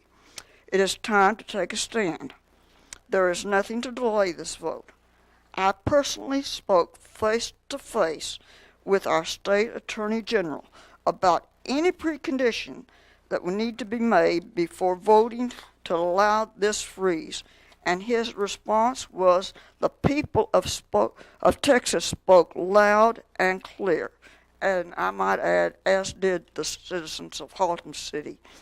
There is no reason that he could think of for it not to be voted on and approved by any city. Let's stop playing a delay game. Let's make this meeting one we can all unite behind. Last week our mayor called for us to unite behind something. This is something we can unite behind and make Haltom City proud and progressive, and can surely agree on this issue. Thank you. Ms. Logan, if you will, thank you, but if you will remain. What? Councilmember Williams, did you have a question for Ms. Logan? Okay. Okay. Thank you, Ms. Logan. You have one for staff. Yes, Ms. Logan brought up the item that not delay this by not doing this in September and doing it now, or if we waited and did it in January. Is it going to have any effect whatsoever? It doesn't go. The first taxes on that's not due until when? It fiscally it won't take effect till January of '05. So if you wanted to wait, it would not have no effect. Okay, I mean it's nice to go ahead and get it down, but it certainly. I thought I felt a little atmosphere there that we were dragging our feet on it, but it's not going to matter whether it was if we went from September to now before we did it. It's not going to be correct any dollar value whatsoever. Correct. Thank you. Our final speaker who's filled out a request form, Mr. Ray Eklund, if you'll come forward at this time. And while he's coming forward, he and I had a discussion during the break, and I think the discussion occurred even before we started the council meeting about the right of citizens to remove items from the consent agenda. According to our speaker request form, they have the right to do that. If you'll notice, there is a place to check, remove this item from the consent agenda. So I want to clear that up until the council takes action. Otherwise, if a citizen feels like there is a need for any item on the consent to be removed and addressed on an individual basis, as long as this form is in place, we will honor that. So, Mr. Eklund, a point of clarification for you on that. Thank you, Mr. Mayor. You may begin. Give us your name and address for the record, please. My name is Ray Eklund. I live at 2532 Oakwood Terrace. I'm 44 years old. This is an important item, and I'll go ahead and address the consent agenda issue. It was placed on the consent agenda. I think it's a very important item, and I think the council should use that tool very sparsely. I'm thankful that you pulled it off so we were able to discuss this tonight. While we were in the back room in the pre-council meeting, I heard these words from the interim finance director who produced this form with all the numbers on it talking about this, and she said that this would have a significant impact on our tax revenues. She also said about somebody said about the future, it would be potentially large impact. That means it starts off at this level, but it's going to get big in a hurry. Okay? The numbers that were presented to the council in the back, and I understand that y'all only had just a couple of minutes to go over this item, but it looks like something that we really should spend a lot more time on. The number down here says $605,609. That's a lot of dollars. You know, for a council that's having to sell property and try to get through the budget problems, that's a lot of money. One council member in the back room said this was a good political sale. I'm not here for a sale, Mr. Council members. You know, we're here to try to get the budget, try to make sure that there's enough money, make sure we get the services that we all deserve. Okay? The idea that we would separate our citizens into different categories, I find uncomfortable, at least. Right? I deal with people every day who are underprivileged, lower income, working poor, single mothers. Okay, these people are straining every day to keep the lights on. And maybe you want to bring your water department up here to tell you how many people get their water turned off. Okay, this is a constant problem in our city. Okay, these are not necessarily seniors that have these kind of problems. Right? Thousands of families are struggling in this area, and we should be careful about that. Today's retirement plan for today's retirement working class is not what it used to be. We all know the corporate rating of the retirement funds. We also know the probability of the Social Security fund being around there when those of us who are working today will be eligible for that. So 20 years from now is not looking good. Your plan's going to go on. Once this thing's in, you're going to have a hard time getting it back out. It's not a good plan. Americans are working longer. We had a gentleman up here earlier, 69 years old, right, telling us how he works. Right? They work past 65. They're still producing income. I had the opportunity to visit with my neighbors. He was in his 80s. Okay? He lives very modestly. Nice gentleman. Been in the same house for many, many, many years. Okay? And we're in the middle of this conversation. We were talking about money. Okay? He reaches up and pulls off of a shelf $270,000 worth of bonds, okay, that he keeps on the shelf. Now, he produces more income off of those bonds than some of the people that live right next to him. Okay? They're trying to raise children, 2.5 children. They get no tax breaks. Nobody's even considering helping them. We have charities for those that need it. It's not the government's place to get into the charity business. You should be very careful about that. Stay with fixing the streets, taking care of what we need to do. We have a great number of needs in the city. We should work to attract working people. They keep the economy going. Okay, they're the future of this city. Okay, we need our children here. We need our grandchildren as well. Working families spend a lot of money. You can ask anybody in this city who has teenagers. Okay, the budgets are tough and the money's going fast. The beneficiary of leadership, our retirees today benefit from the leadership from back in the 30s. Okay, and now again in the future, retirement's not going to look so good. If you want public opinion, I happened to visit a website this last week called haltomcity.com. There was a great deal of discussion about this issue. Okay, it was not favorable. Okay, and it talked about sliding the burden from the working class over from these people over to the working class. Now, where's the line going to be drawn? We shouldn't divide our citizens. We should be more careful about bringing them together. Mr. Eklund, before you proceed, the 5 minutes you were given is up. I have the discretion of extending that, if you would, a couple of minutes, if you would, and then wrap up, please. Also, the law is and we haven't had a full discussion of it in public yet, so we don't all know, but I suspect that it's for the homeowners over 65 and disabled. Well, what about the people that are tenants? 38% of Haltom City are tenants. Okay, so if you keep raising the landlord's taxes because he's not exempt, right? Guess what? Guess who's going to have to pay it? The same people that are disabled and over 65 that are leasing from the landlord are going to get their rent raised. So they're going to have the same economic problem, right, that their neighbor, who happens to be fortunate enough to own his home, right, is going to get the benefit of your new law. Okay.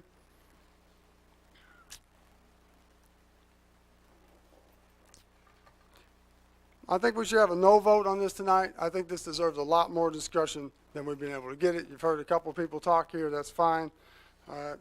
The numbers are big. Y'all didn't have enough time to look at them. I think you need more time to look at them. Again, I think we should be careful with the consent agenda. I think this is an important issue. It's going to cost us a lot of money over, and it's going to get bigger every year as the baby boomers grow into retirement age and 65 years old. Thank you, Mr. Eklund. If you will remain, Councilmember Fowler, you have a question or comment for Mr. Eklund. If you could, just for a second, Mr. Eklund, remain, I might have a question for you. The sheet that you showed us was from, it's like you said, that these people may not be privileged to see, is a projected out over 5 years of what the tax freeze is going to do to, or what kind of impact it would have on us. And you said 605. That was just for the seniors. That's not including the disabled, which comes to about $650,000 over 5 years, is what their projected impact, which could be a little worse since as you'd stated, baby boomers are starting to become more prevalent now into our senior category. Mr. Manager, our previous budget year, what was the deficit on the general fund side? Was it not somewhere in the neighborhood of 600 and some odd thousand? Or it may have been closer to 800, Councilmember Williams said. Is that about right? Somewhere around there. I don't remember exactly. It was several hundred thousand. Okay. But, yeah. So it could have been less than 600 then, correct? It could be. I don't recall. Okay. Right And now, what was the net effect of being 600, or let's just say for practical purpose $600,000? What was the net effect to our city employees or our city staff by losing $600,000? We had 27, is that correct, positions that were either laid off or unfilled? That's correct. So if we looked at that, what we could really say is that over 5 years, unless we transfer the tax burden to another group, if we're able to maintain our taxes where we're at, we would lose another 27 positions. I'm not sure I followed you there. Okay. Well, if we were down 600,000 this year, and then we're projecting to be down, and we lost 27 positions, being down $600,000 in our budget, and we're projecting that over the next 5 years we'd lose another 650,000. Could we assume that there's a possibility of losing 27 more positions over 5 years? I guess you can make that same assumption. I mean, there's a lot of other factors that go into it, but yeah, for your hypothetical, yeah, I guess so. Okay. Well, I'm just curious because and understand, I'm like Mr. Eklund. I think this is something we need to look long and hard at. I'm not opposed to looking at a complete senior exemption. You know, I'm open-minded to any of it. I asked our city manager or interim to look at, just quickly run me some numbers on what a complete senior exemption would be to really help those and really take some of the burden off so that they can buy their medication and do the things they need to do. And you're looking at over 5 years, it would cost the city $1,750,000 ballpark.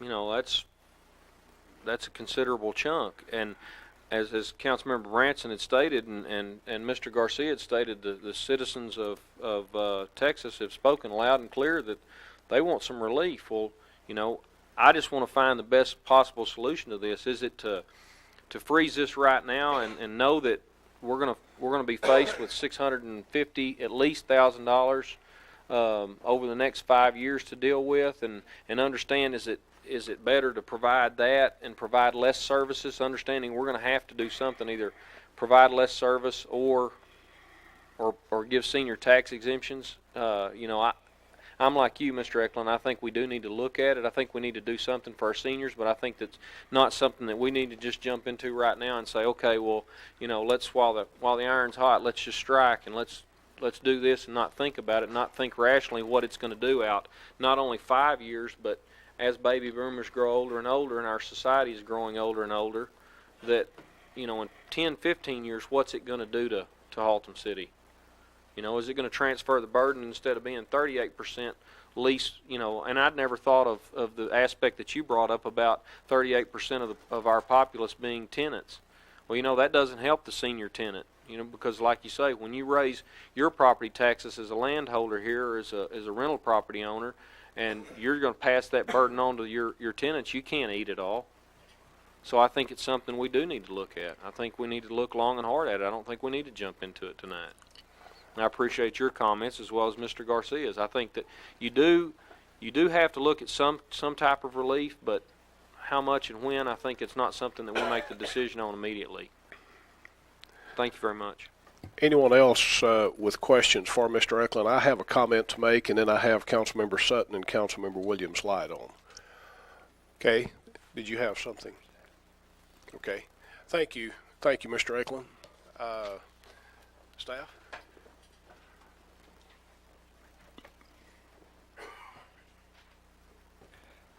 Yes. Okay, I've got a couple of questions. Councilperson Ransom said on the improvements, if you do improvements, they'll do an adjustment. Could you explain the adjustments they'll do on an improvement, City Manager? If a senior has a home and they do some sort of improvement, there'll be a tax adjustment to that?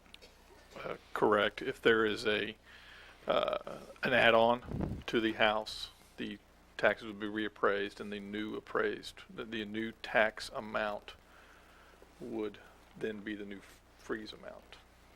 Okay, so if they had like a $70,000 house and they increase it to $100,000, the taxes would increase up to what the $100,000 would and be frozen there. Correct. It's the tax bill that's going to be frozen, not the appraised value of the tax rate, but the tax bill. Let me ask you one other question, and from these numbers that Mr. Garcia brought, it doesn't look like it's going to happen anytime soon.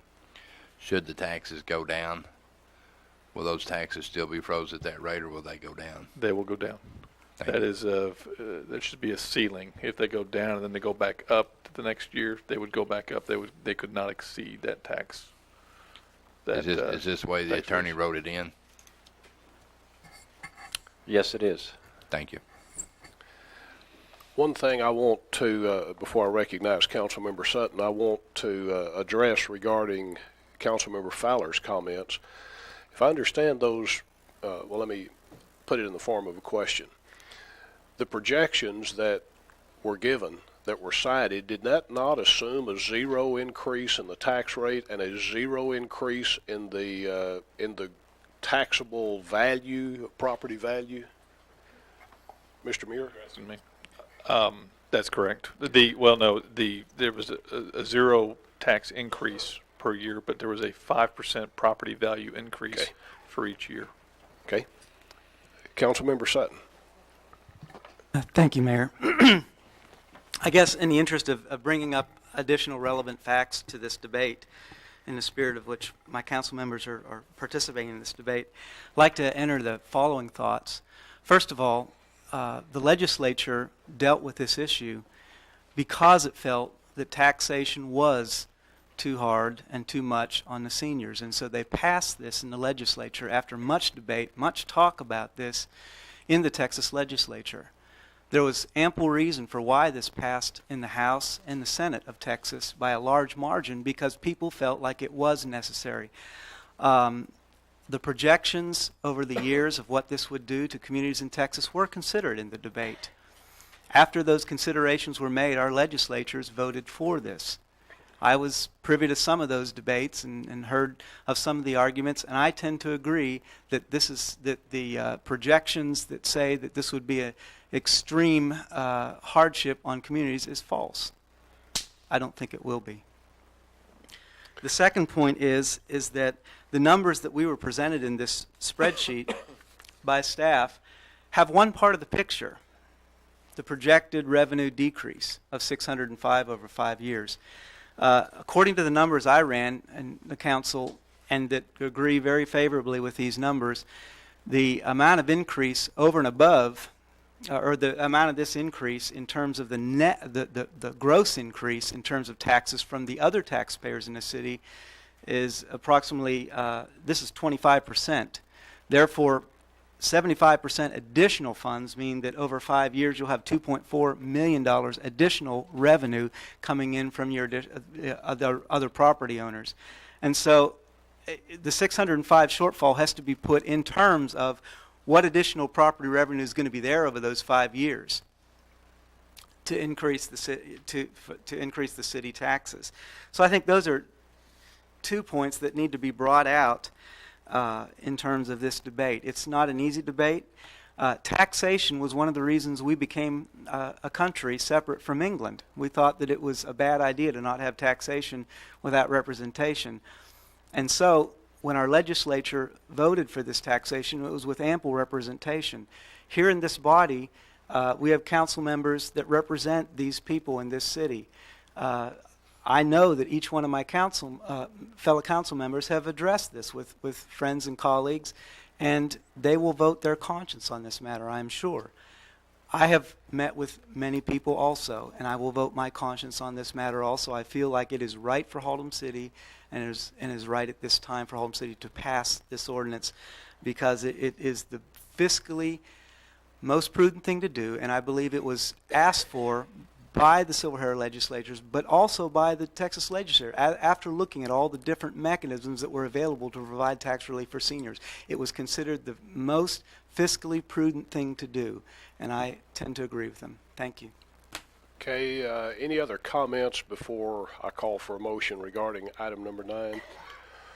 Okay, again, I think it's important for the citizens of Haltom City to know where their mayor stands regarding these issues, and this is certainly one of them. I think it's been no secret all along that I have supported the exemption and now the freeze.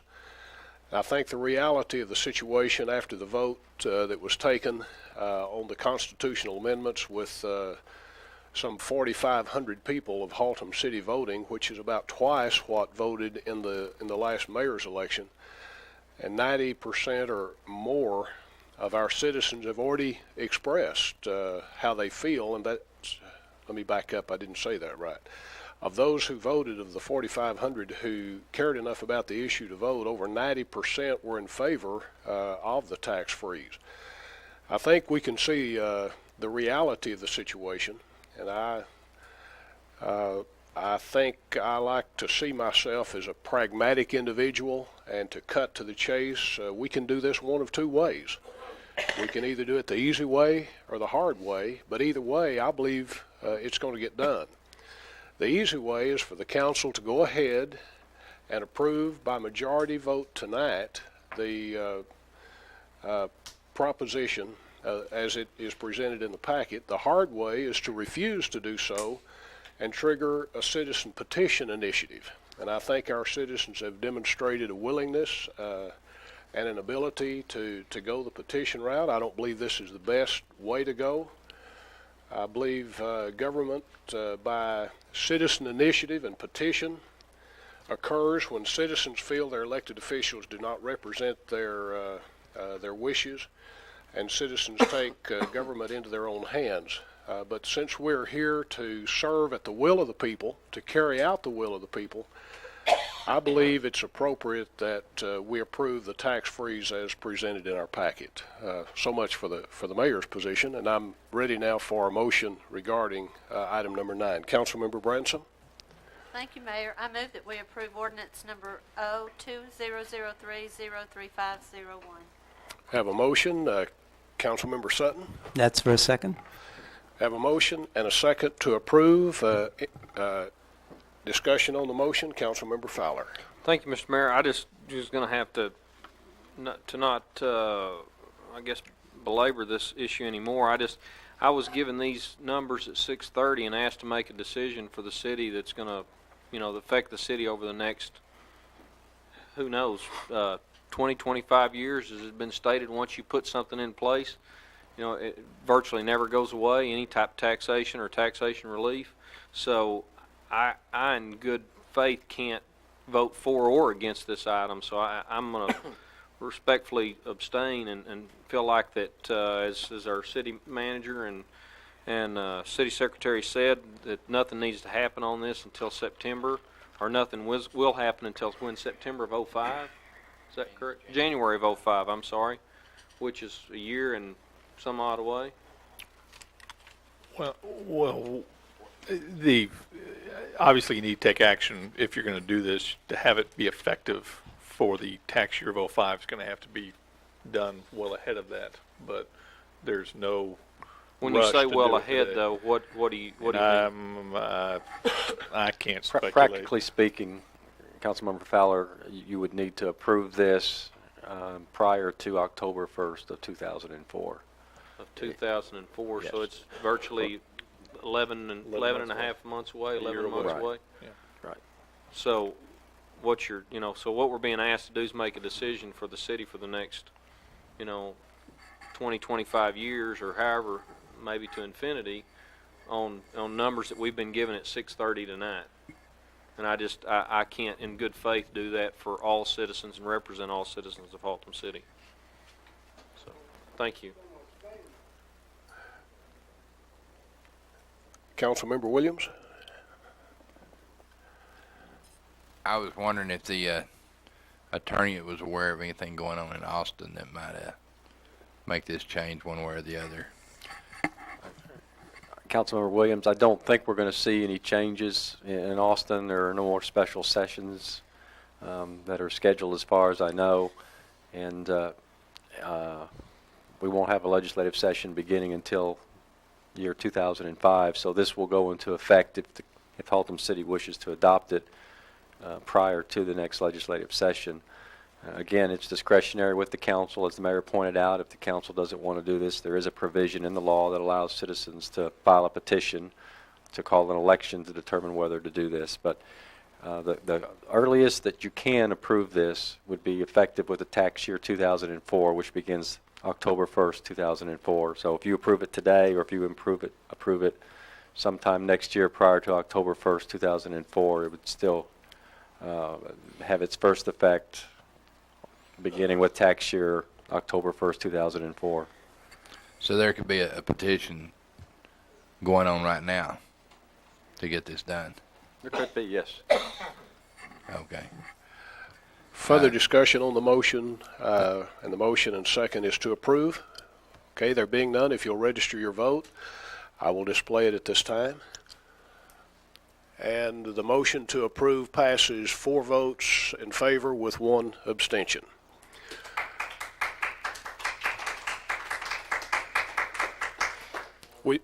We move now to item 10, and this is an item I had placed on the agenda, and in pre-council there were some issues that arose that I had not given consideration to. Therefore, I'm pulling this item from the agenda tonight, and it will be addressed at a later time. Coming now to item number 12, the Capital Improvement Status Report. Mr. Muir, Acting City Manager, I think you're going to the podium and tell us about all the capital improvements that are going on in Haltom City. Thank you, Mayor and Council. As always, we'll start off with Broadway. The drainage inlets are complete. The only thing we're lacking now is paving and curb cutouts and sidewalks. Certainly. Just a moment, please. Councilmember Hurley, I'm going to step out of the room for just a moment. Will you, as Mayor Pro Tem, be in charge of the meeting? The project is still scheduled for completion by next month. I'm not holding out a lot of optimism for that, though, so we'll wait to see what TxDOT has to say. The Lindsay, Revere, and Roxy projects, as you know, Roxy and Lindsay are complete. Revere should be complete by next month. Mona, that's a street that's currently designed and out for bid. Bids are due in on November 19th. Hopefully construction will start in January of 2004. For the Joy Lee project, McClendon construction is moving very well. Paving's complete. What's left is driveway cuts and sidewalks. That should be done by early December of 2003.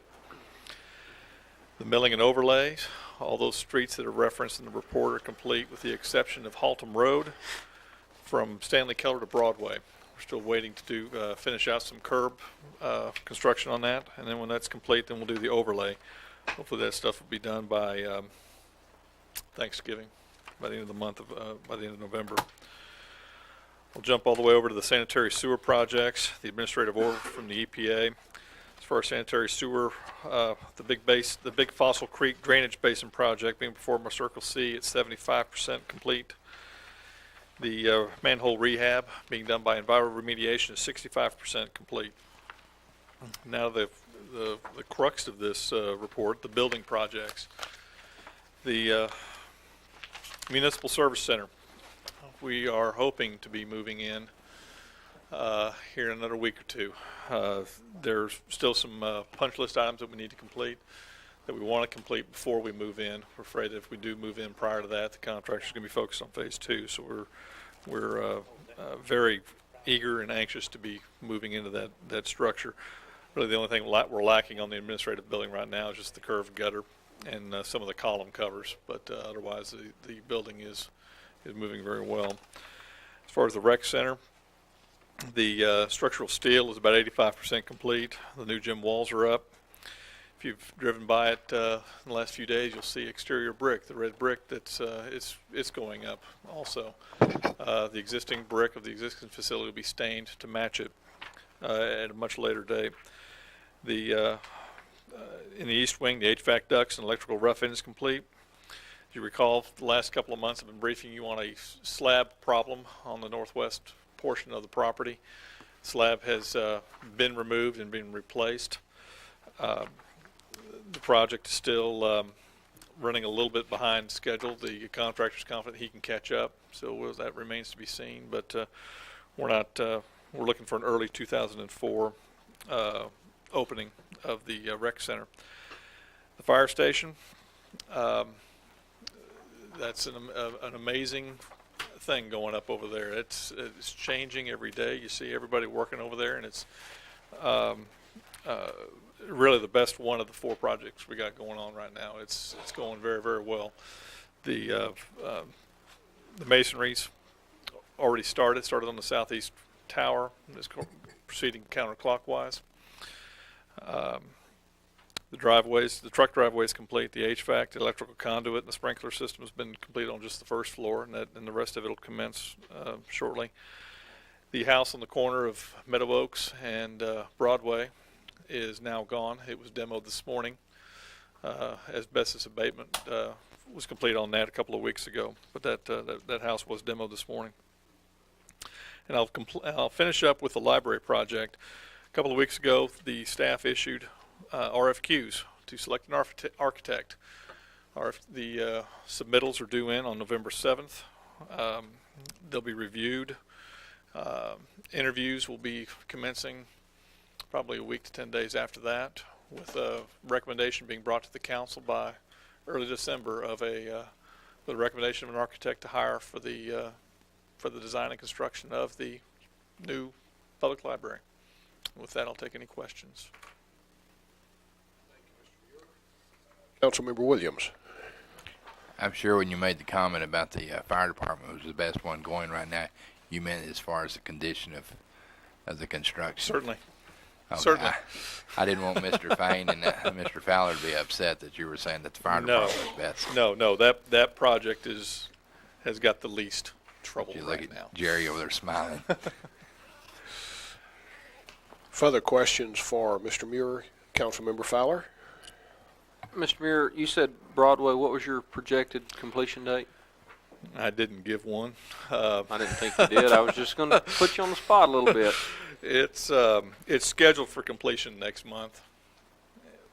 Hopefully. It doesn't look like it's going to be done. The contractor asked for a 3-month extension, which I'm totally against. I'm not aware that TxDOT's ruled on that. They may have, and haven't been informed of it. I would really like that road to be opened up. If there's some other issues with that road that the contractor needs extra time, so be it. But I'd really like to have that road opened up with all 4 lanes going east and west. ASAP. I understand. And this is where we have a problem, where a lot of the viewing audience might not have the opportunity to know what goes on, but we don't have complete control over it. But is there any way, if not, I'm assuming they're 100% complete west of Haltom Road, is that correct? Other than striping and... Fairly. Is there a way, if not, if they're not able to have it open by, say, the holiday season, is there a way maybe that we could ask TxDOT or the contractors, even if we need to provide an extension, to open up west of Haltom Road to the 4-lane? That way we can get traffic flow a little better through there. We can talk to TxDOT again about it. They've been reluctant to do anything along those lines from a safety standpoint. I understand, of and that's opening what that for our up. viewing audience, it appears that you could just open it up and open west of Broadway all 4 lanes, but Yeah. TxDOT doesn't allow us, and they control the project. Correct. So, Correct. We'll broach it with them. okay. And see what we can do. If you would, thank Certainly. you. Councilmember Sutton. Thank you, Mayor. I'm really excited about this Belknap beautification project. I think that's a great thing. Could you, because that's our main thoroughfare in Haltom City, could you just talk a little bit about when that contract was awarded, and maybe a little bit of what it's about? Well, it's a streetscape project where it's beautifying the medians along the thoroughfare there. The idea being is that if you do that, then the businesses along that thoroughfare will then take some pride in ownership of their properties, or it'll spur some redevelopment. It's proven very valuable in a lot of other communities, and we're hoping to see it come to fruition here. It should be complete certainly by Christmas, if not before. Very good. When was that contract awarded to start that work? It was awarded a couple of months ago. I don't think they started on that thing until probably a month ago. That's when they started, but the contract was awarded several months ago. Terrific. Okay, thanks. And that again is a TxDOT project. Any further questions for Mr. Muir? Councilmember Williams? Let me help Mr. Sutton there a little bit. I think he's trying to find out when was this originated. And it's been about 3 or 4 years ago when the guy said that he was going to come out there and help Belknap look better. And I'm not, Miss Burns may know the date, been 1999 or so when they come out and brought the plans. But it's been years in the planning stages, yes. Years. Thanks, you're right. Mr. Muir, you want to come back up here and sit down for a while? We move to item number 13, the Economic Development Status Report, also very important, along with our monthly financial and our capital improvements. Mr. Kent Flynn, our Economic Development Director. Thank you, Mayor, City Council. Pleased to be here tonight to report on recent economic development activity. What I'll do is summarize also some of the development activity over the last quarter. That would be in the third quarter of 2003. The healthy pace of business starts continues with 59 certificates of occupancy being issued during the third quarter, 42 of which are for new businesses locating to Haltom City. Over half of those businesses have located along the Airport Freeway corridor, with the remainder being along the Beach Street, Stanley Keller, Broadway, and 28th Street corridors. We continue to hold our own and exceed our share of new businesses among our neighboring cities. The Quad Cities, the cities of Richland Hills, North Richland Hills, Watauga, and Haltom City, track new business starts quarterly. And for this quarter, again, we have more than our share. We have 37% of the new businesses for the Quad Cities. And let me hand out a list of these COs. You'll see on here I've struck through several of the ones that are listed. Those are because they're not businesses new to the city. So the only ones that you can read on here are businesses that are new to the city. We're also busy on all fronts with new construction activity. We have in almost every corridor in the city, north, south, east, and west, new construction going on. If you look north of Interstate 820, we have a senior housing developer that is looking at property just north of 820 along Haltom Road. If you go on over to Denton Highway, we're working with a developer who's planning to build a convenience store, car wash, and RV storage facility at the intersection of Browning and Denton Highway. Just south of 820 on Beach Street, Trammell Crow has got a multifamily zoned piece of property under contract to build a new multifamily development there. A little bit further south on Beach Street, IESI grand opened last week their new regional offices and operational center on Old Denton Road. Very nice looking modern facility that's great improvement over their previous scattered location throughout town. If you go down Broadway, the whole character of Broadway is changing for the better as the road gets further and further along to completion. The fire station and rec center taking shape is very exciting. If you go west of the rec center, we have a new business coming to town that's building a new facility on the north side of Broadway. Ellerby Walzak plans their new headquarters to be under construction there soon.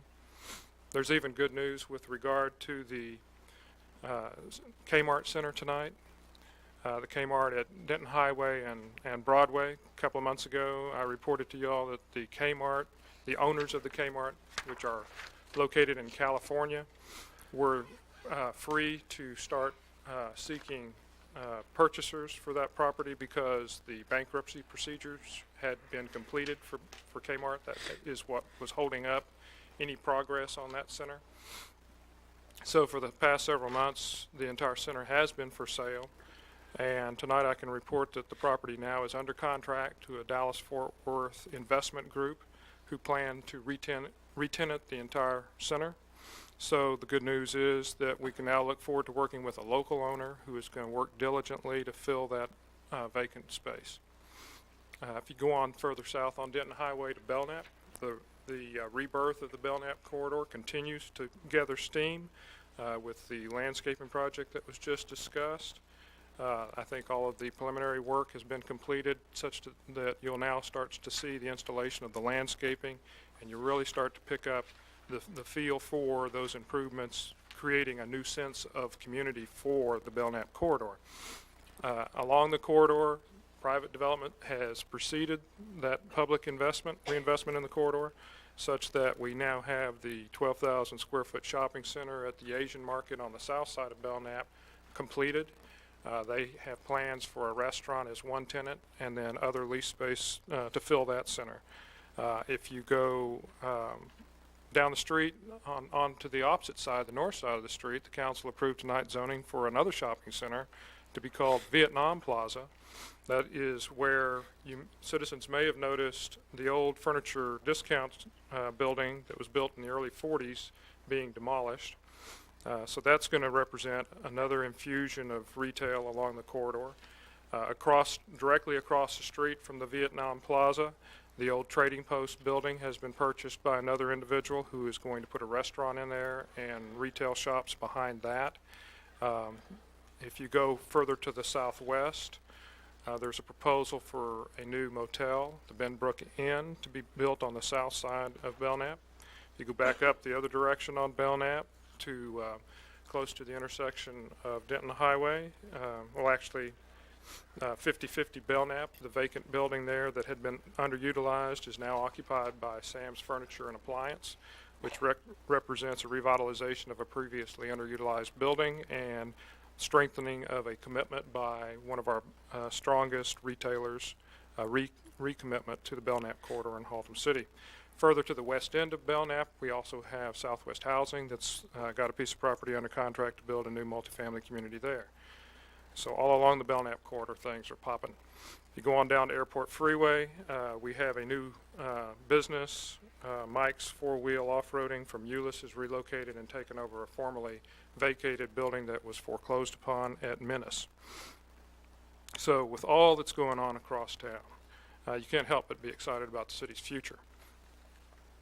As far as some of the ongoing activities, several of the ongoing activities that the department is engaged in involve the railroads that traverse the city. Last week, the city submitted an application for federal funds to improve railroad crossings where they occur along the Cotton Belt and the Union Pacific Railroad where they cross Haltom and Glenview and McLean. There's 4 crossings there that we've applied for about $500,000 in funds. We also met last week with the representatives of the Union Pacific Railroad and the Cotton Belt Railroad regarding their plans to link the 2 railroads where they cross at Meacham and Old Denton Road. There's plans to establish a spur to facilitate what's called directional running of the Union Pacific Railroad. It's almost, you could think of it as establishing a one-way pair. They're going to be running southbound on the Union Pacific as they approach that intersection, and then they'll shoot westward into Fort Worth on the Cotton Belt over to go further south into Fort Worth. And then northbound traffic will stay on the Union Pacific line entirely. Also, that will facilitate the development of commuter rail service on the Cotton Belt, which is being planned now. And that's something else that the department's been very involved in recently. There are meetings going on currently to establish the plans for this commuter rail service on the Cotton Belt, which would be similar to the TRE line in the southern part of our city. This represents a huge opportunity for establishing and developing a new economic engine for the betterment, the future development of the city. So in the oncoming months, I'll continue to attend those meetings. Another upcoming activity of the department would be the continuation of the department's coordinative role in the sale of surplus and tax foreclosed properties. We've had 2 sales to date. During the second round sale that was held in August, 4 properties that were authorized for sale did not close. That is, the bidders did not follow through on their offers to purchase those tracts. So I will be coordinating and preparing a 3rd round sale to sell these properties. Also, I've been working recently with the city's tax attorneys to pursue other tax foreclosure properties. And if we can, working with the tax attorneys, get these properties processed right away, then we expect to sell them on the courthouse steps before the end of the year, thus generating some more revenues for the city. And I'd entertain any questions you might have at this time. Questions or comments for Mr. Flynn? I believe not. Thank you very much, Mr. Flynn. Thanks. Okay, moving ahead, do we have any resignations of board members? There being none, any appointments or reappointments? There being none, I am ready to entertain a motion regarding the absence of Councilmember Henderson and Averett. Councilmember Williams? Yes, Mayor, in the light of both these gentlemen being ill tonight, I'd like to make a motion we excuse their absence. Councilmember Hurley? I was going to make a motion that we give them excused absence. Okay, so you second that motion? Yes, sir, I second that. Okay, we have a motion and a second, and that passes by unanimous vote. I understand the city attorney says we have nothing to discuss in executive session tonight. Any member of the council just want to stay here a while? He's looking for a pay raise, isn't he? There being no further action to be taken tonight, we are dismissed.